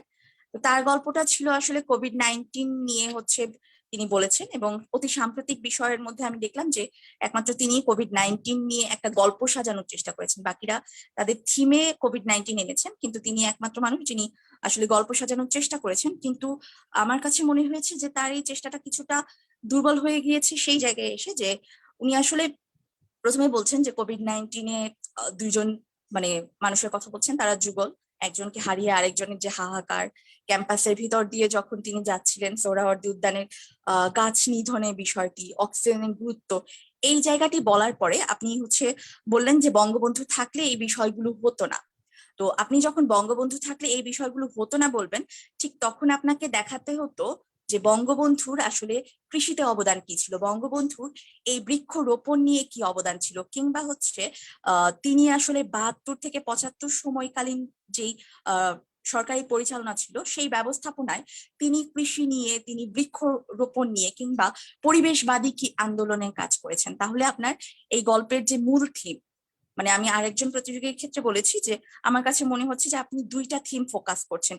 এক হতে পারে যে আমাদের রাষ্ট্রনায়কের ভূমিকা, কিংবা হচ্ছে কোভিড-19-এ অক্সিজেনের চাহিদা। দুইটা থিম যখন হয়ে যায় তখন আসলে আমরা যারা বিচার কার্য করি আমাদের জন্য বিষয়টা খুব কনফিউজিং হয়ে যায় যে আমরা কোন থিমটাকে ফোকাস করে আপনাকে মার্কিং করব। তো সব মিলিয়ে আমি অনেক লম্বা সময় নিয়েছি। আমি চেষ্টা করেছি প্রত্যেকের যেই ভুল ত্রুটিগুলো আমার কাছে ছিল, প্রত্যেকেরই কোনো না কোনো ভুল ত্রুটি আমি নিজে ব্যক্তিগতভাবে খুঁজে পেয়েছি, তাই হচ্ছে প্রত্যেককে আলাদা আলাদা ভাবে বলার চেষ্টা করেছি, হয়তোবা সহায়ক হতে পারে পরবর্তী কোনো প্রতিযোগিতার জন্য। আর উপস্থিত সবাইকে আরো একবার ধন্যবাদ জানিয়ে শেষ করব। সবাই ভালো থাকবেন। ধন্যবাদ বিশেষ অতিথি ইসরাত জাহান নূর ইভা আপুকে। তিনি অত্যন্ত অনেক সময় নিয়ে আমাদেরকে যে বিশ্লেষণমূলক আলোচনাটি বললেন। আশা করি যারা লাইভটি দেখছেন বা যারা প্রতিযোগী ছিলেন প্রত্যেকের জন্য অনেক উপকারী হয়েছে। এই পর্যায়ে আপনাদের জানিয়ে রাখি, আমাদের আর্টিস্ট ফর চেঞ্জের এই ইভেন্টটিতে আমাদের ক্লাব পার্টনার হিসেবে ছিলেন DUDS, Dhaka university debating society. তো তাদের দিক থেকেও আমাদের আজকে বিশেষ অতিথি হিসেবে আমাদের মাঝে ঢাকা ইউনিভার্সিটি ডিবেটিং সোসাইটির সাধারণ সম্পাদক ইয়াসিন আরাফাত ভাইয়া আমাদের মাঝে বিচারক হিসেবে উপস্থিত ছিলেন। আমরা তার কাছে এবার তার অভিমত জানবো। আচ্ছা, আমাকে শোনা যাচ্ছে? জি ভাইয়া, শোনা যাচ্ছে। আচ্ছা, ধন্যবাদ জানাচ্ছি উপস্থাপিকাকে। আজকের AFC অর্থাৎ আর্টিস্ট ফর চেঞ্জ কর্তৃক আয়োজিত জাতীয় বারোয়ারি বিতর্ক প্রতিযোগিতা 2021-এর, যেটি আমাদের বিশ্ব পরিবেশ দিবস উপলক্ষে ছিল, সেটি নিয়ে যে আয়োজনটি, সেই আয়োজনটির দুটি পর্বের চূড়ান্ত পর্বে সম্মানিত সভাপতি, বিচারক মণ্ডলী এবং আমাদের যারা প্রতিযোগী এবং যারা শুনছেন সবাইকে ঢাকা ইউনিভার্সিটি ডিবেটিং সোসাইটির পক্ষ থেকে এবং আর্টিস্ট ফর চেঞ্জের পক্ষ থেকে শুভেচ্ছা। তো আমরা মোটামুটি কয়েকটি বিতর্ক শোনার পরবর্তীতে আমার কাছে মনে হয়েছে আজকে আমাদের যারা প্রতিযোগী ছিলেন, আমি হচ্ছে ইন্ডিভিজুয়ালি কারো মূল্যায়ন করব না, কারণ এখন আমার কথাগুলো আপনাদের আর হজম হবে না, কিংবা হচ্ছে অতটুকু সময়ও নেই, অন্যান্যরা বলবেন সেজন্য। তো আমি ব্যক্তিগতভাবে বলবো, মানে কিছু আমার দৃষ্টিতে যেটা মনে হয়েছে আর কি, যদি ওভারঅল বলি, সবার মোটামুটি ফোকাস ছিল যে আমরা পরিবেশ নিয়ে বিতর্ক করবো, অর্থাৎ তারা পরিবেশের বিভিন্ন উপাদান হয়তো নিয়ে এসেছেন তাদের বিতর্কে। আর দ্বিতীয় পর্যায়ে যদি বলি, কিছু বিষয় আছে আর কি, যদি আপনারা পারতেন যে কিছু কিছু ইংরেজি শব্দ যেগুলো হচ্ছে আমাদের বাংলা ব্যবহার করা বিতর্কে, সেগুলো হচ্ছে আপনারা চাইলেই ব্যবহার করতে পারেন। সেটা হচ্ছে আপনার বিতর্কের যে শব্দ গাঁথনি সেটিকে হচ্ছে আরো উন্নত করবে। আর তৃতীয়ত, আমি বিশ্বাস করি যে মানে পুরো বিতর্ক একজন হচ্ছেন আঞ্চলিকতা, মানে আঞ্চলিক ভাষায় হচ্ছে অনেকটা বলার চেষ্টা করেছেন। তো আমি নিজে হচ্ছে বলবো যে আঞ্চলিক ভাষায় পুরোটা না বলা, কারণটা হচ্ছে এবং আঞ্চলিক যে বলেছেন সেটা কিন্তু পুরোপুরি আঞ্চলিক হয়নি, মাঝে মাঝে মনে হয়েছে যে না প্রমিত হচ্ছে, মাঝে মাঝে আবার আঞ্চলিক হয়ে যাচ্ছে। তো সেদিক থেকে আমি বলবো আর কি যতটুকু সম্ভব আপনার সেটাকে একটু পরিহার করা আর কি, প্রমিত বাংলায় বলা, তাহলে সেটি সবার জন্য শ্রুতি মধুর কিংবা বুঝতে সুবিধা হবে। আর যদি বলি আর্টিস্ট ফর চেঞ্জের ভূমিকা থেকে, তাহলে আমি বলবো তারা হচ্ছে অত্যন্ত একটি চমৎকার উদ্যোগ নিয়েছেন, যেটি আসলেই তারা একটি একদম নবীন সংগঠন হিসেবে তাদের জন্য একটি মাইল ফলক হয়ে থাকবে, যেটি তাদেরকে পরবর্তীতে আরো অনেক বেশি শক্তিশালী করবে। আর আমরা অত্যন্ত আনন্দিত ডিউডিএস সেখানে ক্লাব পার্টনার হিসেবে ছিল। তো আমরা আশা করছি যে ভবিষ্যতে আমরা আরো অনেক সুন্দর সুন্দর করে কাজ করব। আর আসলে আমি যে পরিবেশ নিয়ে যে কথাটা আর কি, আমাদের পরিবেশটা এমন হয়ে গিয়েছে যে এখন আমাদের সময় বৃষ্টি, আবার হচ্ছে যখন যখন হচ্ছে আমাদের বৃষ্টি দরকার তখন হচ্ছে আমাদের খরা। তো আমি শেষ করব আর কথা না বাড়িয়ে, সেটি হচ্ছে ছোট্ট একটা কবিতার লাইন দিয়ে, সেটি হচ্ছে হঠাৎ করে অতি বৃষ্টি, উল্টো আবার খরা, প্রয়োজনে বৃষ্টি বাদল, দেয় না যেন ধরা। অর্থাৎ আমাদের সবকিছু একটু উলটপালট হয়ে যাচ্ছে। তো আমরা যদি না জাগি মা কেমনে সকাল হবে, তো আমাদেরকেই জাগতে হবে, তাহলে আমরা সকাল পাবো। তো সবাইকে আবারও ধন্যবাদ দিয়ে আমি আমার বক্তব্য শেষ করছি। ধন্যবাদ ইয়াসিন আরাফাত ভাইয়াকে আমাদের সময় দেওয়ার জন্য এবং তার অভিমত জানানোর জন্য। এবার আমাদের মাঝে বিচারক হিসেবে উপস্থিত ছিলেন তাসফিয়া আফরিন ফারিয়া আপু।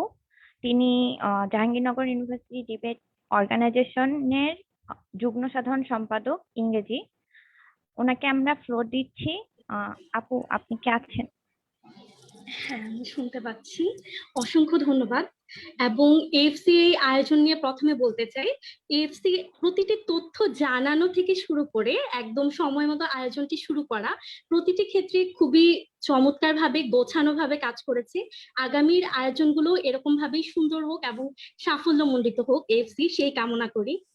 এবং পাশাপাশি আজকে বিতর্ক নিয়ে যদি বলি, সেই ক্ষেত্রে 5টা বিষয় বলবো। এই 5টা বিষয় এখন যারা বিতর্ক করছেন এবং আমাদের প্রত্যেক বিতার্কিকের জন্য মনে রাখা অনেক বেশি জরুরি। প্রথমত, এই জিনিসটা খেয়াল রাখতে হবে যে নতুনত্বটা যেন আসে আমার বিতর্কে। প্রথমে হয়তো একজন বিতর্ক করে গিয়েছেন, দ্বিতীয়তে এসে আমিও যদি সেই একই কথা বলি, সেটা কিন্তু ঠিক একইভাবে বিচারকের কাছে ইম্প্যাক্ট ফেলতে পারে না। বারোয়ারি বিতর্ক যেমন হচ্ছে আপনি কথার মাধ্যমে, আপনার উচ্চারণের মাধ্যমে, আপনার প্রতিটি বাচন ভঙ্গি থেকে শুরু করে আপনার তাকানো, প্রতিটি বিষয় এখানে আসলে কাউন্ট করা হয়। তো আপনাকে মাথায় রাখতে হবে যখন আপনি এটি করছেন, আপনি আপনার আগের জন যেটি বলেছে চেষ্টা করুন সেটি আর না বলার। নতুনত্ব অনেক বেশি দরকার বারোয়ারি বিতর্কের ক্ষেত্রে। আজকের এই ফাইনাল বিতর্কে আমার মনে হয়েছে যে ফাইনাল হিসেবে আরো অনেক বেশি নতুনত্ব আসা দরকার ছিল, ঘুরে ফিরে একটি জায়গায় সীমাবদ্ধ না থেকে। দ্বিতীয়ত, আমার কাছে আজকের ফাইনালের ক্ষেত্রে মনে হয়েছে যে একটি বিষয় নিয়ে যখন আপনি বলছেন, এটাকে অনেকভাবে লিঙ্ক আপ করা যায়। সেই লিঙ্ক আপের ক্ষেত্রে অবশ্যই আমার যে মেইন বিষয়টি, সেটি যেন লিঙ্ক আপ হয় সেটি খেয়াল রাখতে হবে। অর্থাৎ একটা গল্প বলার সময় কিন্তু আমরা অনেকগুলো ক্যারেক্টার বলি, একটা গল্প বলার সময় আমরা অনেকগুলো ঘটনা একসাথে বলি বা বিভিন্ন বিষয় দেখাই। সব শেষে, দিন শেষে আমার একটা উদ্দেশ্য থাকে, সেটা হচ্ছে এই যে মূল লক্ষ্যটা, মূল বিষয়টা, সেটার সাথে লিঙ্ক আপ করা। এই জায়গাটাতে একটু ঘাটতি ছিল কয়েকজন বিতার্কিকের, আবার অনেকে খুব ভালোভাবে বলেছেন, বাট ওভারঅল এই জায়গাটা নিয়ে প্রত্যেক বিতার্কিকের কাজ করার জায়গা থাকে। তৃতীয়ত, আমার কাছে যেটা মনে হয়েছে যে অনেক নিয়ম আছে, যেটা সংসদীয় বিতর্ক হলে কিংবা উপস্থিত বক্তৃতা কিংবা বিপি বিতর্ক, সব ধরনের বিতর্কে এক এক রকমের নিয়ম থাকে। আমরা এখন বিতার্কিকরা অনেক ধরনের বিতর্কের সাথেই যুক্ত আছি, সেই জায়গা থেকে আমাদের আসলে জানার পরিধিটা বাড়ানো অনেক বেশি প্রয়োজন।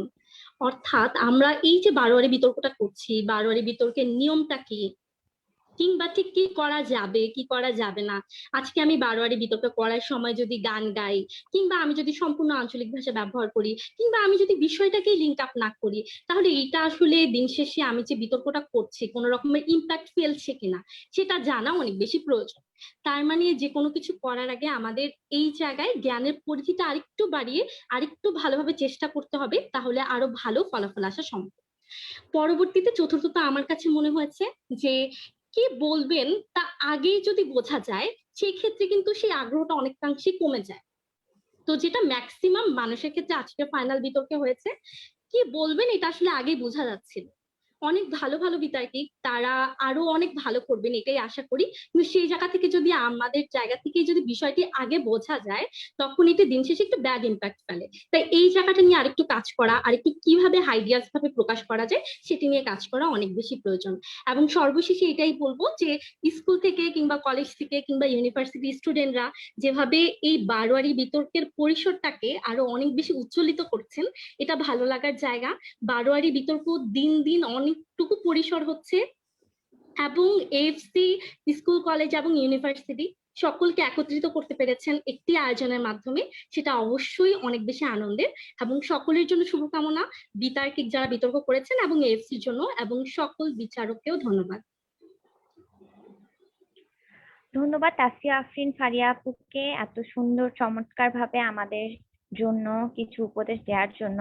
আপুর 3 নম্বর পয়েন্ট থেকে তিনি যেটা বলেছিলেন যে আমরা আসলেই একটি মেসেজ সবাইকে দিতে চাচ্ছিলাম যে আমাদের যে 5 জুন বিশ্ব পরিবেশ দিবস, এই পরিবেশ দিবস সম্পর্কে সবার মধ্যে আর্টিস্ট ফর চেঞ্জ প্রথম থেকে যেই মেসেজটি দিতে চাচ্ছেন যে আমাদের পরিবেশকে বাঁচাতে হবে, আমাদের বেশি করে গাছ লাগাতে হবে, এই জায়গাগুলো আসলে আমাদের এই বিতর্ক প্রতিযোগিতা বা বারোয়ারি প্রতিযোগিতার মুখ্য উদ্দেশ্য ছিল। তো আশা করি যে এই প্রতিযোগিতার মাধ্যমে আমরা সবার কাছে পৌঁছতে পেরেছি, বা যদিও না পারলেও আমরা বেশ কিছু জায়গায় এই সচেতনতা ছড়িয়ে দিতে সক্ষম হয়েছি। তো আপনাদের সকলের জন্য শুভকামনা, যারা আজকে এতক্ষণ পর্যন্ত আমাদের সাথে ছিলেন প্রতিযোগীরা এবং বিচারকদের আবারও একবার কৃতজ্ঞতা জানাচ্ছি আমাদের শুরু থেকে শেষ পর্যন্ত থাকার জন্য। এখন আমাদের চূড়ান্ত পর্বটি এখানে শেষ হলো। আমাদের যেই প্রাইজ গিভিং সেরিমনি সেটা পরবর্তীতে আবারও পেজের মধ্যে জানানো হবে, এবং আমাদের যেই একটি লক্ষ্য যে আর্টিস্ট ফর চেঞ্জের, যে আমরা গ্রিন হ্যাপি বার্থডে নামের একটি টার্ম চালু করেছি যেটা সবার মাঝে ছড়িয়ে দিতে চাই, যাতে কিনা আমরা যদি কারো জন্মদিন থাকে তার জন্মদিনে অন্য কোনো উপহারের পাশাপাশি গাছ উপহার দিয়ে আসলে তাকে গাছ লাগানোতে উৎসাহ দিতে পারি। তো আশা করি যে আমরা প্রত্যেকে এই গ্রিন হ্যাপি বার্থডে ট্যাগের যে উদ্দেশ্যটি এটি সবার মধ্যে ছড়িয়ে দিতে পারবো, এবং সকলকে আবারও ধন্যবাদ জানিয়ে আজকের অনুষ্ঠানে সমাপ্তি ঘোষণা করছি। ধন্যবাদ সকলকে।